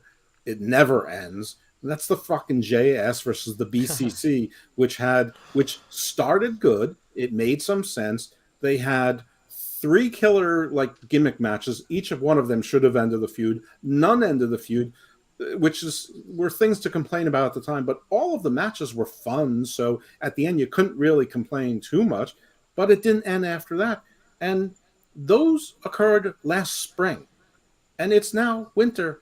And we just saw John Moxley against Sammy Guevara. And again, and put Sammy Guevara to sleep again. But Sammy Guevara bit his ear off, or is the earring out of his ear. So this can't. And Daniel Garcia is still sort of shaking his head. So I have no reason to believe that it's over yet. So I'm going to go with BCC versus JS. started out okay. I mean, listen, there were bumps in the road. Literally, one to Bryan's head, which brought Claudio in. Which you can say that was a pretty good substitution, and good for him, I suppose.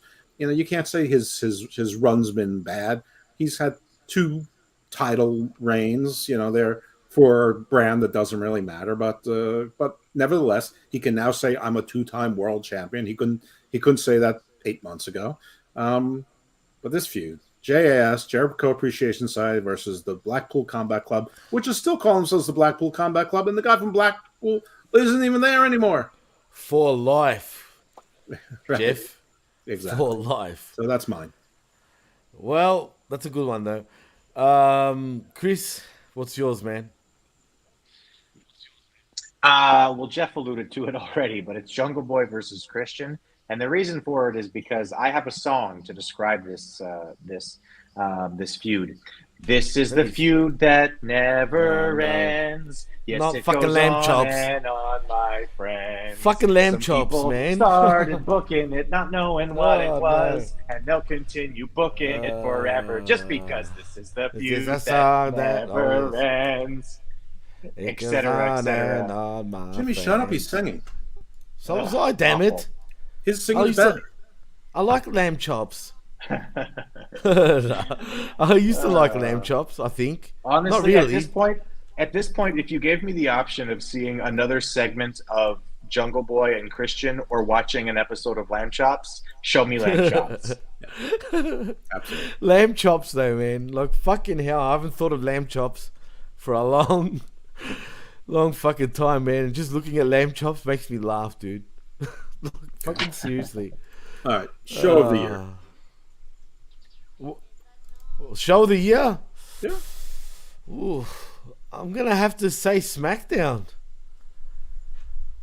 Straight up. But Dynamite is starting to make a little comeback right now, but too little too late for me. Oh, I completely misunderstood this category. I thought you meant like PLE pay-per-view. You said show of the year, so you didn't say PLE of the year. Hey, let's hear it, Jeff. Let's go with your pay-per-view of the year. What was it? I mean, this is going to sound trite and a little bit lame, but WrestleMania. Pay-per-view of the year, WrestleMania. I'll say SummerSlam for me. I loved SummerSlam. Absolutely loved it. Chris? So I can answer both of these questions. So show of the year in terms of what weekly show, it was definitely SmackDown. Everything to do with the Bloodline was great. It was fantastic. They've been running away with the awards for a reason, and that's where they've been performing. And as far as pay-per-view, I'm actually going to agree with Jeff. I thought WrestleMania was great this year. Now, as And far as, AEW hasn't done anything to really blow me away with a show yet this year. They have here and there, but I think WWE has really hit it out the park this year with the PLEs, man. You can make the argument with a few of them, too. That's the thing. AEW's had some good shows, but in all their shows, they have 5 too many matches that don't need to be there. Now, I know it's crazy to say that when I just picked a show that's actually 2 nights long, and they're both 6 or 7 hours long, but that's WrestleMania. It's supposed to be there. It's like a 5-day event. You know that going in. You just got a regular one-time pay-per-view. You want 3.5 hours. You don't want 5.5 hours. Yeah, that's true. So And they're the kings this year of the 5-hour shows. now you guys, It never now you ends, guys went Jeff, in AEW. You interpreted show of the year as being the show, like the TV show during the course of the year. And listen, SmackDown has been great at some points, but I remember doing a lot of Smack Talks with you where I was playing the Benny Hill music in the background. I remember that. Stuff was so terrible. And Legal songs plenty of times. Yeah, that's true. It wasn't all wine and roses. And this wasn't all wine and roses either, but the only show that I've consistently enjoyed watching all year long, and it's easy to digest, it's easy to follow, and I get what they're trying to do. So even when there's a foul, I understand it because I know what they're trying to do. I'm going to go with NXT. It's just an easy, simple show to watch. It's fun to watch. The wrestling isn't always great. The characters sometimes stink. Some of the acting is D-level, Hallmark movie level. But it's fun. They're trying. They're always trying new things. There was like 3 weeks where they kept giving us the NXT UK people, basically telling those folks, hey, you won't be unemployed. We're gonna fly you to America. We're gonna give you some money. We're gonna fly you back home. When we do NXT Europe, we haven't forgotten about it. And this is how we're gonna prove it. I don't know. I know that the first few weeks were really rough, but that's actually outside of this 12-month range. And there's still been times that are rough. There's times that's rough every week. Scripps is rough. Jensen is well, he's actually sort of funny, but he looks ridiculous. Anyway, doesn't matter. I like NXT. It's just like an easy watch for me, and I look forward to watching it every single week. Not for hate watching, like AEW Dynamite. I definitely look forward to watching AEW Dynamite, but I'm not sure if I want to like it or if I want to hate it, and that's really not a great thing. That's like me too this year. So I'm very up and down. You'd think I'm a female by how I feel about AEW. For 4 weeks, 5 weeks, I hate it. I hate its guts, and then the last 3 weeks, I'm starting to like it again. So it's weird.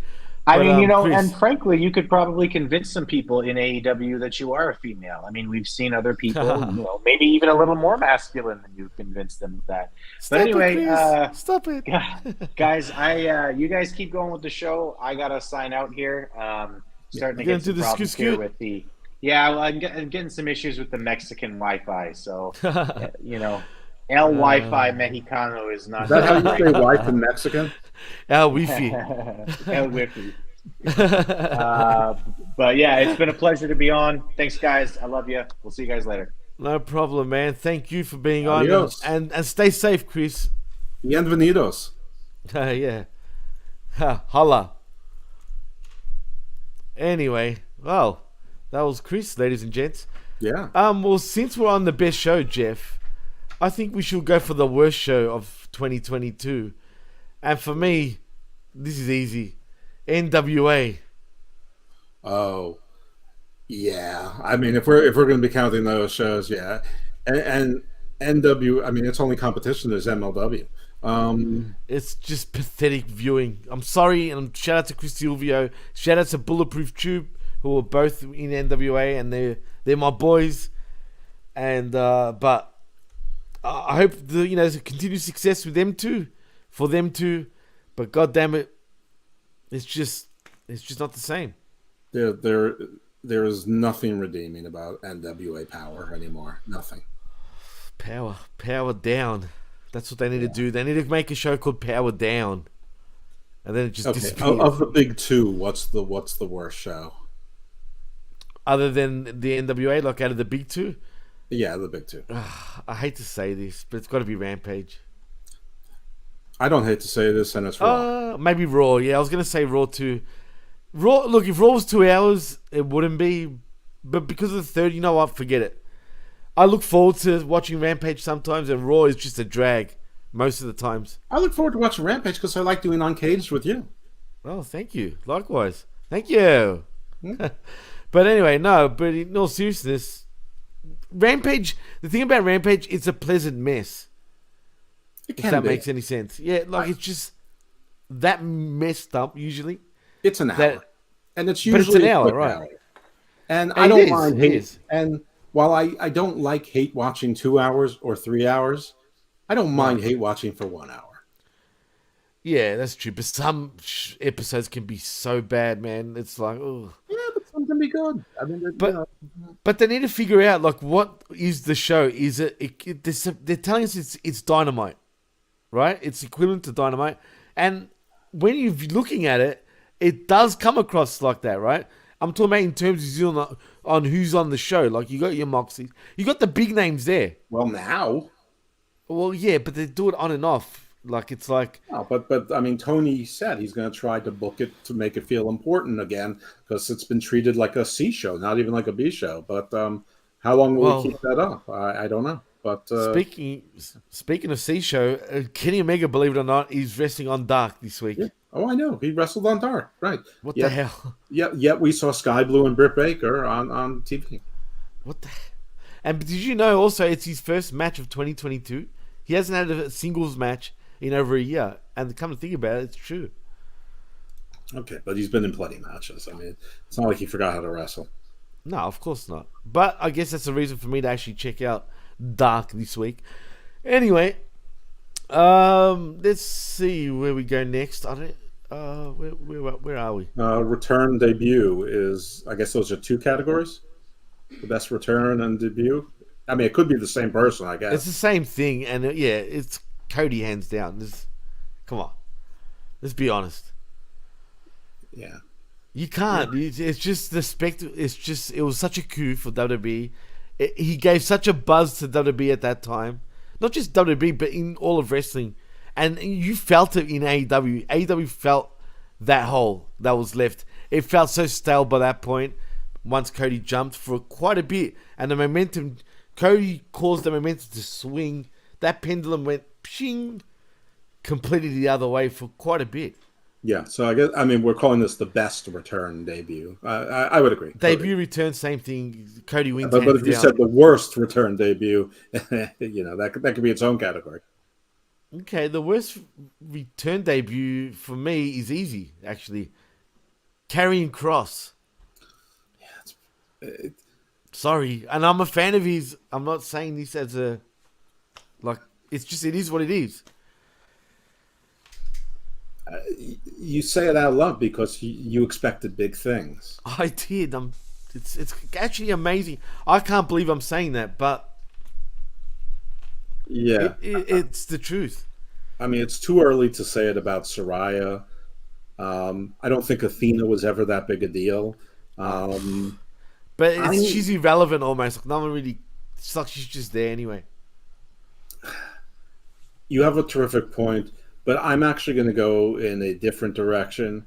Actually, no. I'm gonna go with you on this one because there's another category where I can put my other one into it.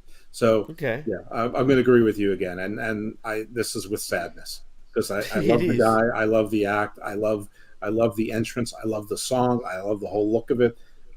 But I'm not sure whose fault it is anymore as to the booking and either you're a badass or you're a badass that deals with the occult. So right. you can't be if you want to be a combination of Jon Moxley and Aleister or Malachi Black, you have to incorporate that into the matches as well. And you can't be one thing in vignettes and another thing in the ring.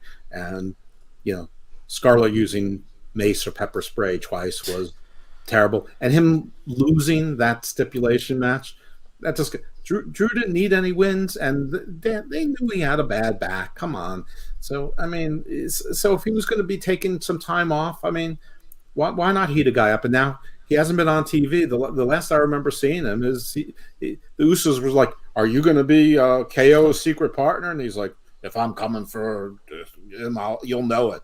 And then we saw a promo, and the promo, it was like another great promo by Cross. Why? What? I mean, first of all, I can't even hear what he says, and it's more of the same. It's more of tick-tock, danger, danger, tick-tock, I'm coming.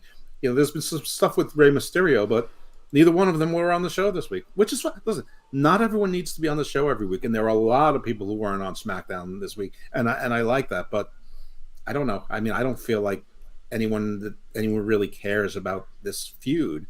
And it's been sort of undercut.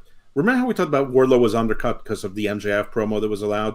The Wardlow-Ray feud has been undercut by something that, like, MJF's promo was probably great, except it was a terrible idea. And Rhea Ripley and Dominic Mysterio going into Ray's house on Christmas off TV, but being a YouTube sensation was terrific. But the feud is still Ray and Dominic and Cross. I almost said Wardlow because like the same guy, but Cross, it feels like it's a sideshow, and you shouldn't feel like a sideshow when you're supposed to be a main event guy. I mean, what's the difference between him and Rick Boogs right now? Don't say that. Jesus, that's bad. Madcap Moss. Well, he beat Madcap Moss. That's the difference. Wow. Well, see, is it WWE's fault though? Is he lost passion? Maybe, Jeff. I don't feel like he's. I don't know, man. He's missing something. It's everyone's fault, but at the end of the day, it's the talent's job to get the thing themselves over, right? And he's the one who chooses the methodic way he wrestles. And if that's not working, if he's hearing the silence, he's got to do something about it. He also needs to realize that there's two other guys on the same roster with him that do things the same way and sort of have a similar thing going on. And they're both right now more popular than he is. And that's Bray and Dexter Lumis. And I say Dexter Lumis like that because Dexter Lumis should be below him. Should be, but he's not. Yeah, there's too many. I think you're right. I think we need to go back to that Jason Statham transporter, mercenary type of, kill for hire type of guy character again. I don't know, man. Go back to his Impact run. Heck, his NXT run was brilliant. Even that, he kept changing. It's like the character kept changing. It was the same thing though. Like it was a cult. Then he's Mob Enforcer. Then he's a straight ahead tough guy. Then he's Vin Diesel and Fast and Furious. Then he's doing. Then they're doing tarot cards and crystal balls again. I mean, just pick something. Pick something and go with it. Yeah, everyone's confused now. It's true. I think he's actually exposing himself, dude, a little bit. And I think that's him because this is what's been going on for 3 years now. Yeah, it's true, man. And you really notice it now, like compared to in the past. I'm worried about him, man. I just hope WWE are patient with him. You know what I mean? And just ride it out. If he can't get himself over, then it is what it is. I mean, they got another guy just like him in Braun Breaker. Very different personalities, though. If they got any personality, right? They don't have. There's no personality. That's. I mean, Cross is sort of on purpose because he's supposed to be cold. He's supposed to be a stone cold killer. Braun just has no personality, but he could easily turn that into a stone cold killer. Except he's a face. Can we get the new Steiner brothers, like the new Rockers, and Cross can be? I've always said he'd be in part of Demolition right now because it'd be Axe, Smash, Crush, and Cross. 100%. It writes itself. I mean, it's Demolition. Could be. I mean, seriously. I think the only thing for him at this point is to be someone's bodyguard. And just don't talk. And then what happens to Scarlett? She doesn't need to do a thing. She just needs to stand there. Fair enough. I guess it is what it is. But yeah, they don't have much time. They're trying. I think that'll be actually trying. I think it's him. He's not feeling it. I think we're talking about this too much. I don't mean because we're going long. I just mean I think we're talking about too much because we're both fans and we're both one. Cyber friends or real friends to a certain degree with Kevin Castle. Right. Real friends. He's a lot closer. We're afraid of insulting him because it's his friend, as if he's actually listening to our shows, or we'll hear about this. You never know. but I'm not going to dance around it because one, I'm not insulting the person as a human being. I'm sure he's cool as shit. I'm sure he's a great guy. And like I said, absolutely. I've heard nothing but great things about him actually as a person. But it's been a dud. I mean, I got to admit, it's been a dud. And listen, people say Bray's been a dud too. Not yet. Not yet. But he's SmackDown. He's dancing with Dudhood a couple times, and some of the stuff has gone too long. And cheese. But they give just enough to still keep me interested. Now I understand that people who don't like Hocus Pocus and the voodoo stuff and the spooky stuff, they're probably checked out. But let's be honest, Jeff. Mm-hmm. That fucking Uncle Howdy looked like the Burger King dude.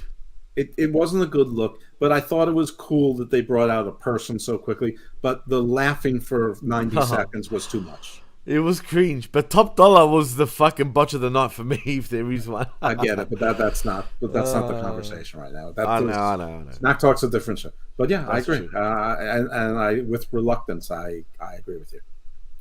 All right, let's move it up. With a tear in my eye. Yeah, with a tear in both of our eyes. It is what it is. Mm-hmm.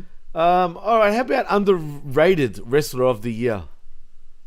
Underrated wrestler of the year. Underrated. Who's silently making a little name for himself and deserves more credit than he's actually given. For me, it's Austin Theory, man, easily. Oh, I don't think that he's underrated. But I don't think he's underrated either, but I think in the whole landscape of the IWC, I think he is looked at sort of underrated. It's an interesting But there's a lot of fans too. I have him in a different category, so it's interesting. It's similar reasons, but I'm not putting him in the underrated category. Wow. Obviously, I haven't given too much thought to underrated, and I should have. This is obviously all my fault. No. I don't know how you call this person underrated because of who their status is, but because of the things that they're doing and as selfless as they've been, I'm going to go with Bryan Danielson. I mean, it's just so easy to forget he exists, but when he comes out, you remember. He shouldn't be though. He shouldn't be underrated, but he feels less of a big star in AEW than he did in WWE, which is odd. But I think that's purposeful. I think when he went there and said, "I'm not looking to be the world champion," I think he meant it. I mean, and so I think he's doing exactly what he said. Jeff, come on. Once you've won the WWE World Championship, well, who cares about the AEW Championship? He's already won the be-all and end-all of professional wrestling. It is what it is. I know, but it'd be fine. It'd be fine if he won this title again too. I mean, sure. That's fine too. I mean, at the end of the day, you still count Ric Flair's title wins, and of course, when anyone breaks the record, he'll raise it up to 23 again or whatever, and start telling you that he lost in Puerto Rico and then won it in Brazil the next night and whatever, and all these unsanctioned wins and losses. When they just went from St. Louis one day to Kansas City the next night. But anyway, so that was my pick. I'm going to go with Bryan Danielson. I think he's been easily forgotten, sort of under the radar, not really fitting into anything, but he always delivers. All right, from underrated to overrated, Jeff. For me, God, this is bad. There's a couple of standout that could get their second awards, and it's a tough one between Cross, Breaker, and Wardlow. But I'm going to go with Cross, dude.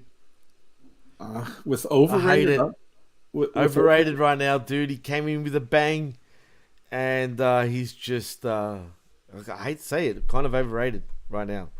I'm going with Hook. I don't. The people really pop for him, though, dude. So yeah, because he's overrated. He's over still, though. I just don't care. It's because you can call him underrated even at this point. In a way, no, he's overrated because people are over for him, but he can't wrestle. He's not a professional. If someone walks to the right place at the right time, he can put a wrestling move on, but he can't wrestle a match. Well, first of all, he's still young, dude. And I think he's not that bad in the ring. I don't think he's too bad in the ring. He's not good in the ring. Oh, he can't. Enough. If he has to move someplace, it goes wrong. See, to me, though, he was organic, though. He wasn't meant to get this over already. I don't think that was meant to happen. So that's why, to me... They've been shoving him down our throats ever since. Have they really lately? Yes. Mm-hmm. I don't think they have up until this week. A 7-foot man just ran away from him. Who, Big Bill? Yes. The big goose? Yeah. The big pussy? Hook is my overrated. I'm standing by it. Okay, fair enough. That's cool. All right. Best commentator of all promotions. It could be even NWA. It could be MLW. I get it. My favorite commentator, for my money, all year round, entire body of work. Listen, if he was working full time, it'd be Pat. But all year round, he works. Wade Barrett, love him. I think he's great. He's been good, actually. Yeah, that's true. Wade Barrett. I think he's underrated in the commentary position right now.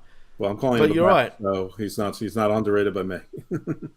I'm gonna go with Taz, even though really he sucks, right? But that's why I love him, because he makes me laugh. With the shit he says, he doesn't give a fuck. He puts the product down. There's always a Taz segment every week on Botchamania because he's got that much content. He just doesn't give a fuck. He seems to have a problem about Shivani. I don't know why and what it is. And he calls everyone's bullshit out. I can't hate on that. So for me, I'm going to go with the human suplex machine in Taz. I guess Shivani's a giant corporate kiss ass.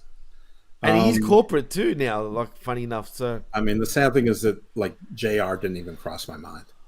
Yeah, I know. He's not the same, man. He's getting worse every week now. Even on Rampage, it's almost like he's starting to forget shit now, Jeff. Yeah, and it's like starting to be obvious now. He botches worse than Taz. Like Taz doesn't botch so much as he just doesn't care. It's like Right, he just doesn't care. That's why I love it. Like he just tries doesn't to give a hide fuck. that he hates what he watches with jokes. Yeah, absolutely. That's what he doesn't hate he's the it. man. He enjoys it as comedy, and he tries to hide that with jokes. It's fucking comedy to him, dude. He laughs. Right, He no. literally laughs at I most of enjoy the shit. Taz for the same reason you do, and also like the things he doesn't know. Like when they were talking about Kansas, and like someone said, "I like Dust in the Wind." And Taz The is song like you're talking about, yeah, the song, yeah. It's like, That was funny. He came back to Carry On, and Tony goes, "I like Dust in the Wind." And Taz laughed about they liked the song. It's like, well, that's Kansas's famous song. He's like, oh, they sing that. Like he didn't know that Kansas sang that, which is one thing if he was 25, but he's like 55. I know he should know. He should fucking know. But he's a New Yorker, though, man. You know, he could be very New York centric. I know, but you're in Baltimore now, so you know what I mean. Kansas was plenty big in New York. Don't worry. Just like Boston. Kansas was big worldwide, dude. What are you talking about?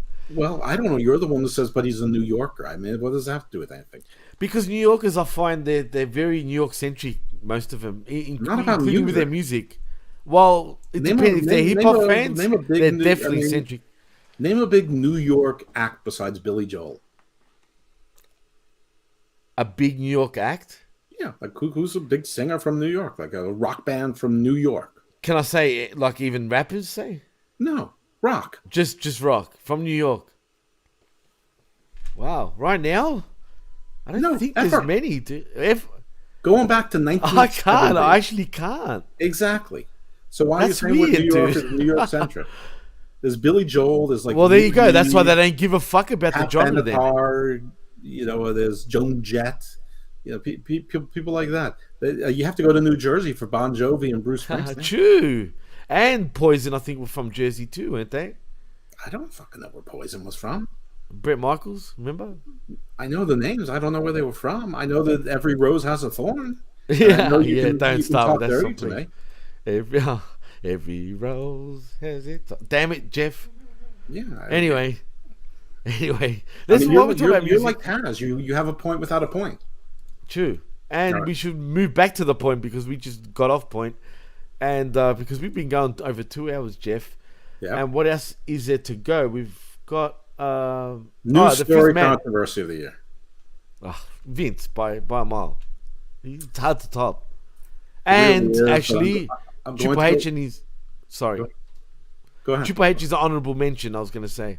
Well, coming back. Well, I think that's the same story. Well, yeah.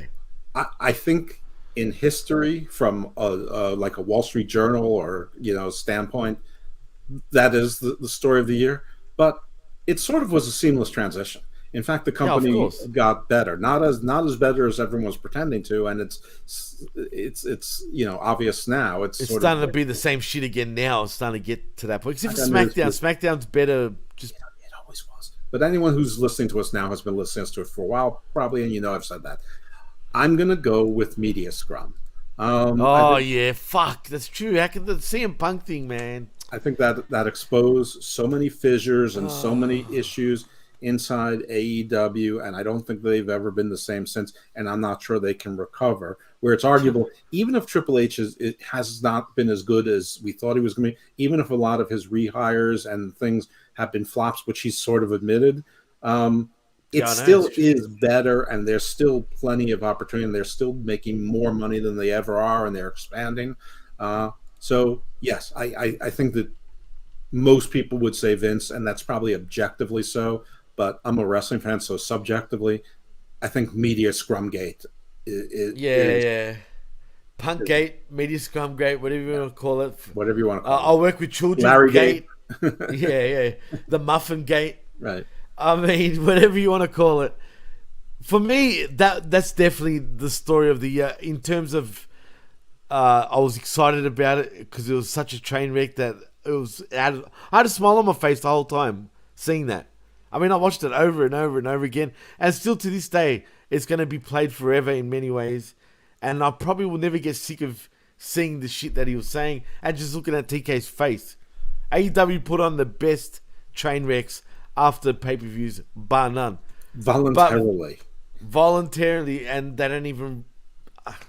That's what I mean. TK's an idiot. He could have cut through all this bullshit if he was just a little smart. Mm-hmm. Just use a little bit of brain. Let's do Breakout Star of the Year, Breakout Male Star of the Year. This is where your underrated gets picked by me. I think I was going to say the same thing. Is the Breakout Star, the Male Star of the Year. I'll say that too. Again, he gets 2 votes for me. Yeah, Austin Theory, man. You can make the argument, though, with sort of MJF, but not really, because he's broken out years ago, really, in many ways. But in terms of moving on to the next level, you can make the argument with MJF. But yeah, Austin Theory, I think, is so much better than people realize, in my opinion. All right. Breakout Female of the Year. Breakout Female? Jesus. It's got to be Rhea. Even though she was another one that broke out the year before, really. But that's my pick. I think she broke out once before, but then broke down. And I think she's broke down. I think she's broken out again, and I think that if they play their cards even close to right, she's going to be one of their biggest stars for the next half a decade to a decade. Absolutely agree, but again, they got to play their cards right. Well, let's keep moving it along. What will we do next, Jeff? That we haven't said already, you think? Best promotion, worst promotion. WWE best this year overall. Yeah, I'm gonna have to go with WWE as well. Not always the most interesting, but I mean, record profits. The other companies in the red, and the PLEs alone is worth them winning it just because of the PLEs. Most of them this year have been pretty good, man. And they keep giving us more. I mean, we get the NXT PLEs, we get the Crown Jewel shows, we got Clash at the Castle. We're probably going to get the India show. We're probably going to get the Australia show. And best of all, Jeff, for us, we don't pay a cent for it. Unbelievable. Like NXT UK is something I never watched, but I probably will watch NXT Europe because it's going to be more, more. It's intriguing at first. Talent, yeah, it's more interesting to me. And I'm now invested in some of the European talent who I assume will go back or return again because I've seen some of them, and now there's people I like and want to see again. They've got good talent coming through, man, from Europe for sure. I agree. Yeah. So yeah, I guess you're right. Worst promotion.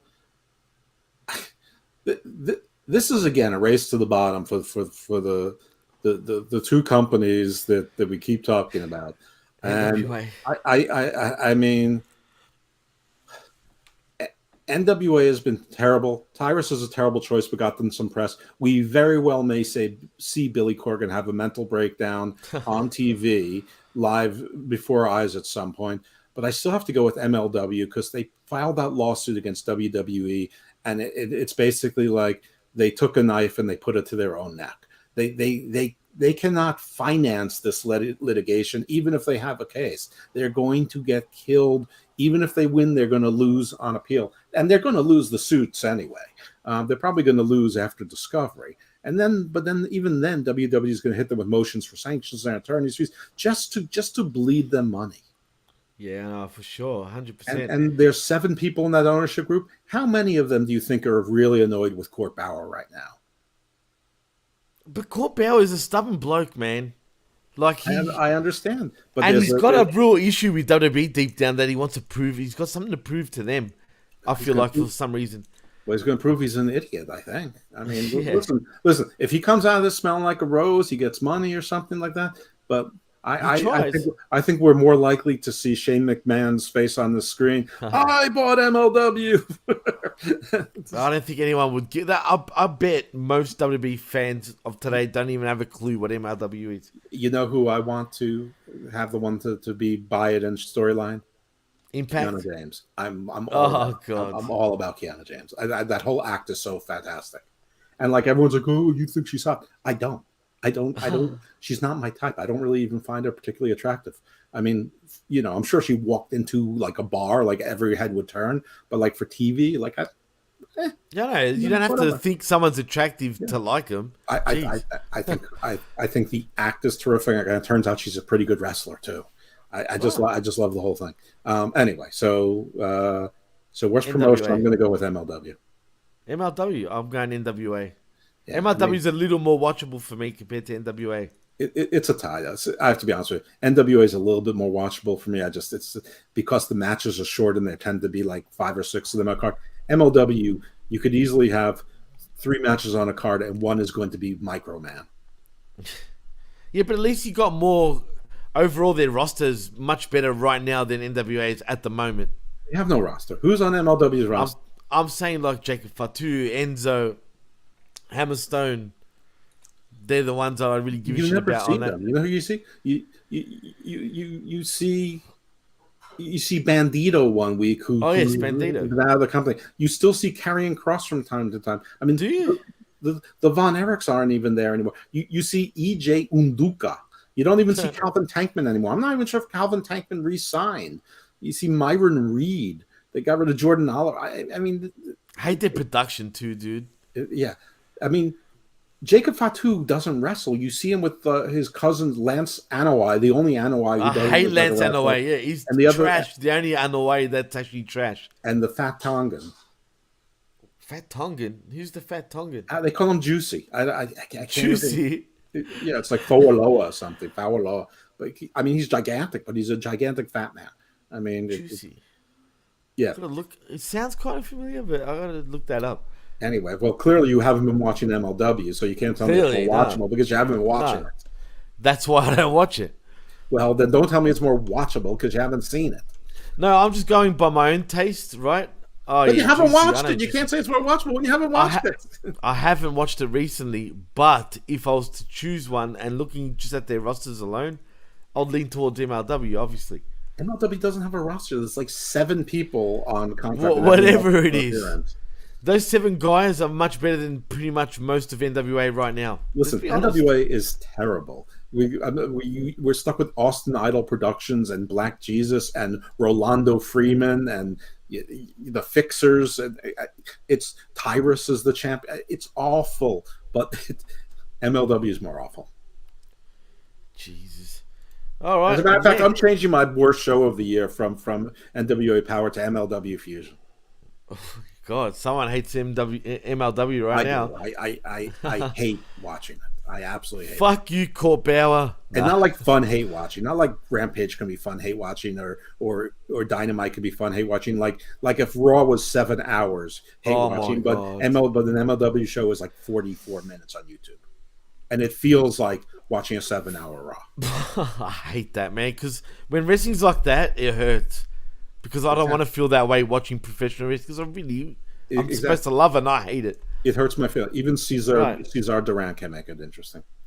Jeez. Not even Serena Della Renta? Even though she's not there anymore. I know. Where is she now? What the hell is she doing? She's doing internet stuff with Alicia Atout. They play fight and do bikini shots for money. I guess. Oh boy, what a waste of talent. Anyway, it is what it is. All right, we have here worst manager. We didn't do best manager. We just did worst manager. Okay. I'll forget worst manager. There's no real point. Oh, okay, we can actually, because for me, there might be a worst manager, but the best manager, it's got to be Heyman. Oh, yeah. I mean, I'm not even sure he counts as a manager. I'm trying to think of manager, same. I mean, they're all bad managers in yeah. AEW. Stokely Hathaway is very close to getting the worst manager right now. He wasn't as bad in NXT, but here he's just talking shit, man. I don't even know. He doesn't make sense anymore. He does rap lines out of the blue. He does shout outs to New Jack and RIP out of the nowhere. Like, he's so random, dude. I agree. He calls people bitch asses for not. I don't even understand what's going on here, Jeff. What's he talking about? Yeah, I mean, based on the amount of time he's on TV, I mean, you can make a case for Mark Sterling, who's been terrible. He kind of can entertain me sometimes, though, like, because he's like the Jim Cornette of back in the day, almost. Almost. You know? I mean, but nowhere near, Stone really. Is a pretty goddamn bad manager. Get him off. Actually, he's right. Actually, he might beat Hathaway. But with the amount of talent that he has, and the people that they paired him with to try to do something, I guess I'm gonna go with Stokely Hathaway too. I mean, Only because he looks frustrated too, and I think he's just blubbering shit because he's just pissed. I think he's off his meds and he's just doesn't know what to do. He's just all over the place. Unbelievable. When you break it down, like pay attention to his shit, it really is meaningless. Like he's sort of going Ultimate Warrior with this thing, and he thinks he's clever with his references. You know, he's trying to be straight. He's you know like what I mean? Norm Macdonald and Dennis Miller with their references, but they're like the pop culture references are like 25 years old, and so unless you grew up the same time, you don't get them. Right, and I get what he's saying. That's the thing. I totally get it, but why? Like, why is he saying that? Like, there's no point. It's insane. It's just out of the blue. It comes across like he's got Tourette syndrome. I mean, seriously, it's like gold dust. And then he's almost this close to dropping the N-word at this point. Ooh. What's the best storyline of the year? Best storyline of the year? It's got to be the Bloodline, bar none, right? Probably. What was the best feud of the year? For me, I said, that's a tough one, man. Best feud, CM Punk versus AEW. Versus the World. Yeah. Versus the World, right. I'm going to go with Cody Seth. I thought that was brilliant. Yeah, that's also right up there for me. But the Punk thing, I love seeing shit self-destruct like that. That was just pure great television. Fifth man award of the year, gender neutral, doesn't have to be a man. Well, in that case, for me, it's got to be Seth. I'm going with Sami Zayn. Sami Zayn. I'll take that back. Sorry, okay. Sami Zayn. That was my original. I even said it before the show. Sami Zayn, definitely. Rookie of the year, and by rookie we don't mean it's their first year in wrestling. We mean it's their first year on the main roster, on main roster of a primetime wrestling television show. And rookie of the year for me has got to be Theory. Even though he was on the main roster back, and they went back to NXT, this version of Theory has to be the rookie of the year for me. I'm going with Jade Cargill. I don't think that. I mean, I know that she probably started on TV sometime last year. I did say sophomore is cool. You can go there because it's harder to really say rookie of the year. Personally. Again, you see her, you see a star. I don't like all the storylines she's been in. Actually, some of them have stunk, but they haven't. The stunk hasn't stuck to her because it can't. Because she's like a female version of Brock Lesnar. You can't look at her and say this isn't something. This isn't someone I want to keep my eyes on. Oh, for sure. I agree. She would be number 2 for me. But I think there's only one more to go, Jeff, possibly, and that's controversy that was underreported. That was you that actually came up with that, just quietly. So that's a hard one, man. Yeah. It is a hard one because it is underreported. And I'm going to go with the failures of Tony Khan's non-AEW but AEW related ventures, Forbidden Door, all the Japan shit, the purchase of Ring of Honor, the TV tap dance that he knew about 6 months ago he wasn't getting TV, how he strung everyone along, and there's still people talking about, I still think he's going to get TV, just hasn't worked out the details yet. Shut up. I was convinced at the end too, actually, that they were going to be on HBO. He hinted a week before that, or the 2 weeks before, that they were possibly going to be on HBO Max. Mm-hmm. Literally, he said it on Busted Open Radio, and boy, was that bullshit. Now, I think it's possible that in his mind he might have thought there was still a chance because he's a billionaire son. He's from a multi-billionaire family, and there are no. I mean, Steve said he knows there's no other options. Like Steve, people in that world don't have that in their thought pattern. There's never no options for them. They don't envision a world where there's no options for them because there's almost always an option for them. This is probably the only time he's ever actually heard no. Yeah, true. No, you're right. Well, yeah. Yeah, I think you're right. I think I'd have to go with TK too. It should be more reported. Someone needs to actually put him on the spot, legitly, and call him out for his coke habit. Like, I'd love to see someone do that on the live. post-game press conference. I want to see the look on his face would be priceless, man. So someone grow the balls and ask the man straight up, how much do you spend on coke per night? So your underreported is not limited to what drugs I said. And TK. It's AEW behind the scenes issues.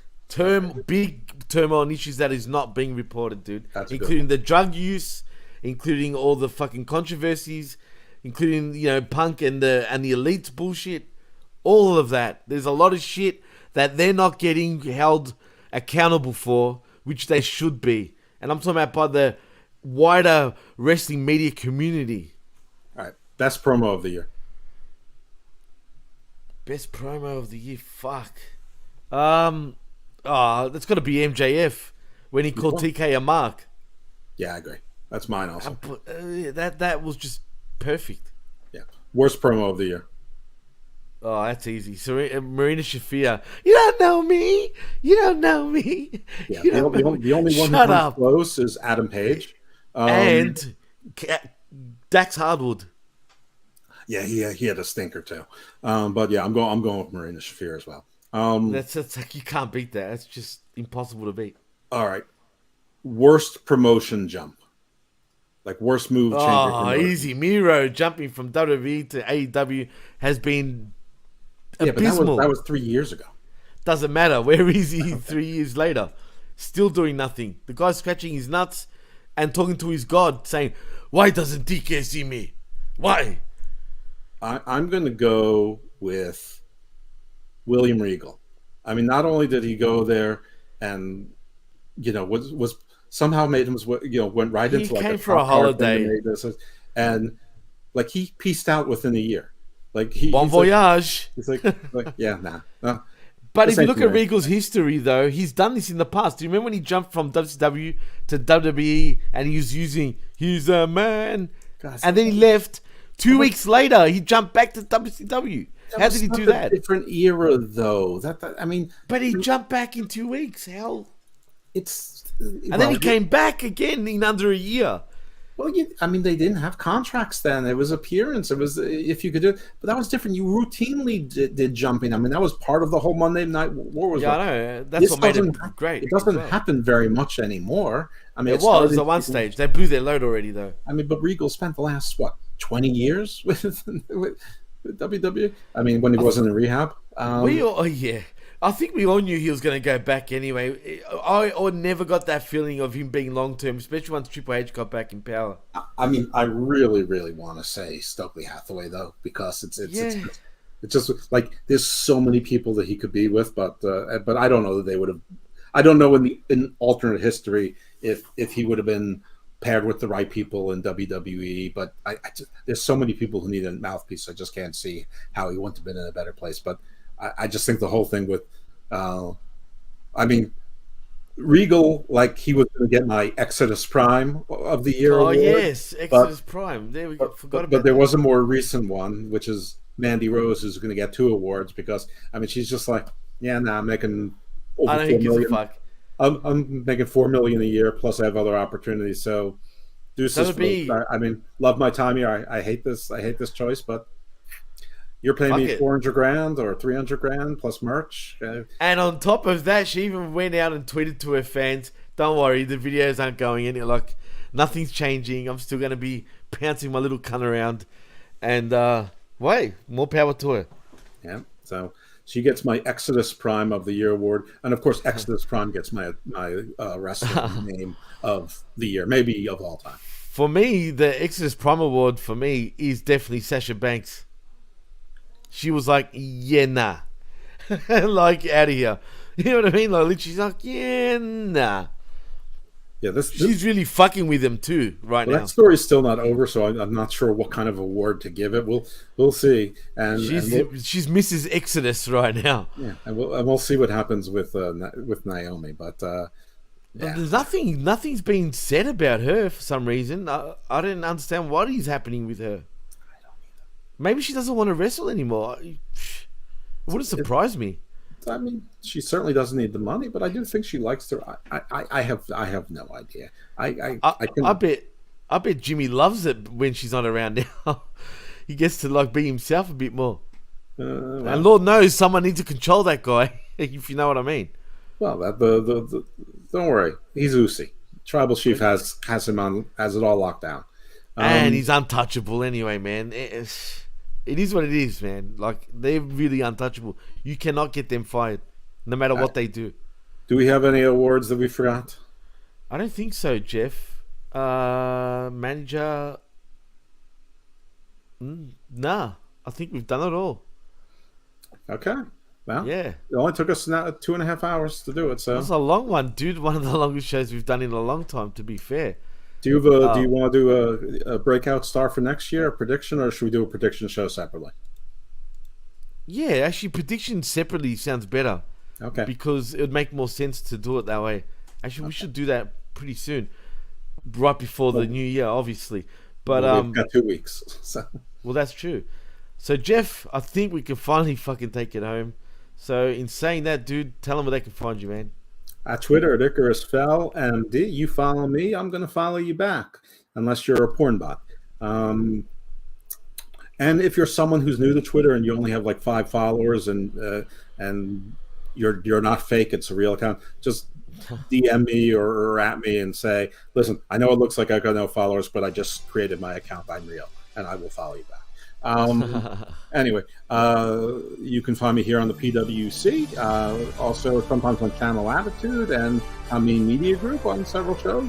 My other wrestling podcast with Big Daddy Cool Steve Pena is Hammerlock Hangover. My non-wrestling podcast, which you can find right here at the PWC, amongst other places, is Garden of Doom and Garden Views. Garden of Doom is like occult, esoteric, ufology, alternate history, regular history, deep dives into things like Lovecraft and vampires and Babylon 5 and Battlestar Galactica and Gremlins, Gargoyles. We're doing Dark Christmas recording tomorrow. Hinduism dropped today, so stuff like that. Very eclectic.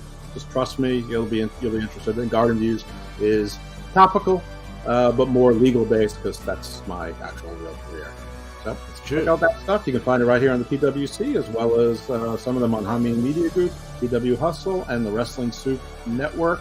And if it ever comes back, the blow off. Yeah, I know. I don't know what's happening there. But if you want to follow me, you can on Twitter at the PWC Network and also at DJ Mass Effects. Please like and subscribe right here at the pwcnetwork.podbean.com, where you can find all our shows, and channelattitude.com, where for $5 we talk Rampage, and the PW Hustle, HameenMediaGroup.podbean.com for our affiliate shows, and everyone else I've missed, I'm sorry. But in saying that, I'm Jimmy T.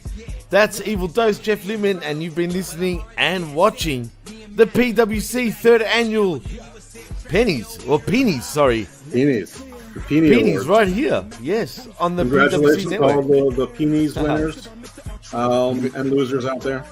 Better luck or worse luck next year. And everyone, stay evil, my friends, all year long and into the next. And keep your peenies in your pants. That's right. See yous.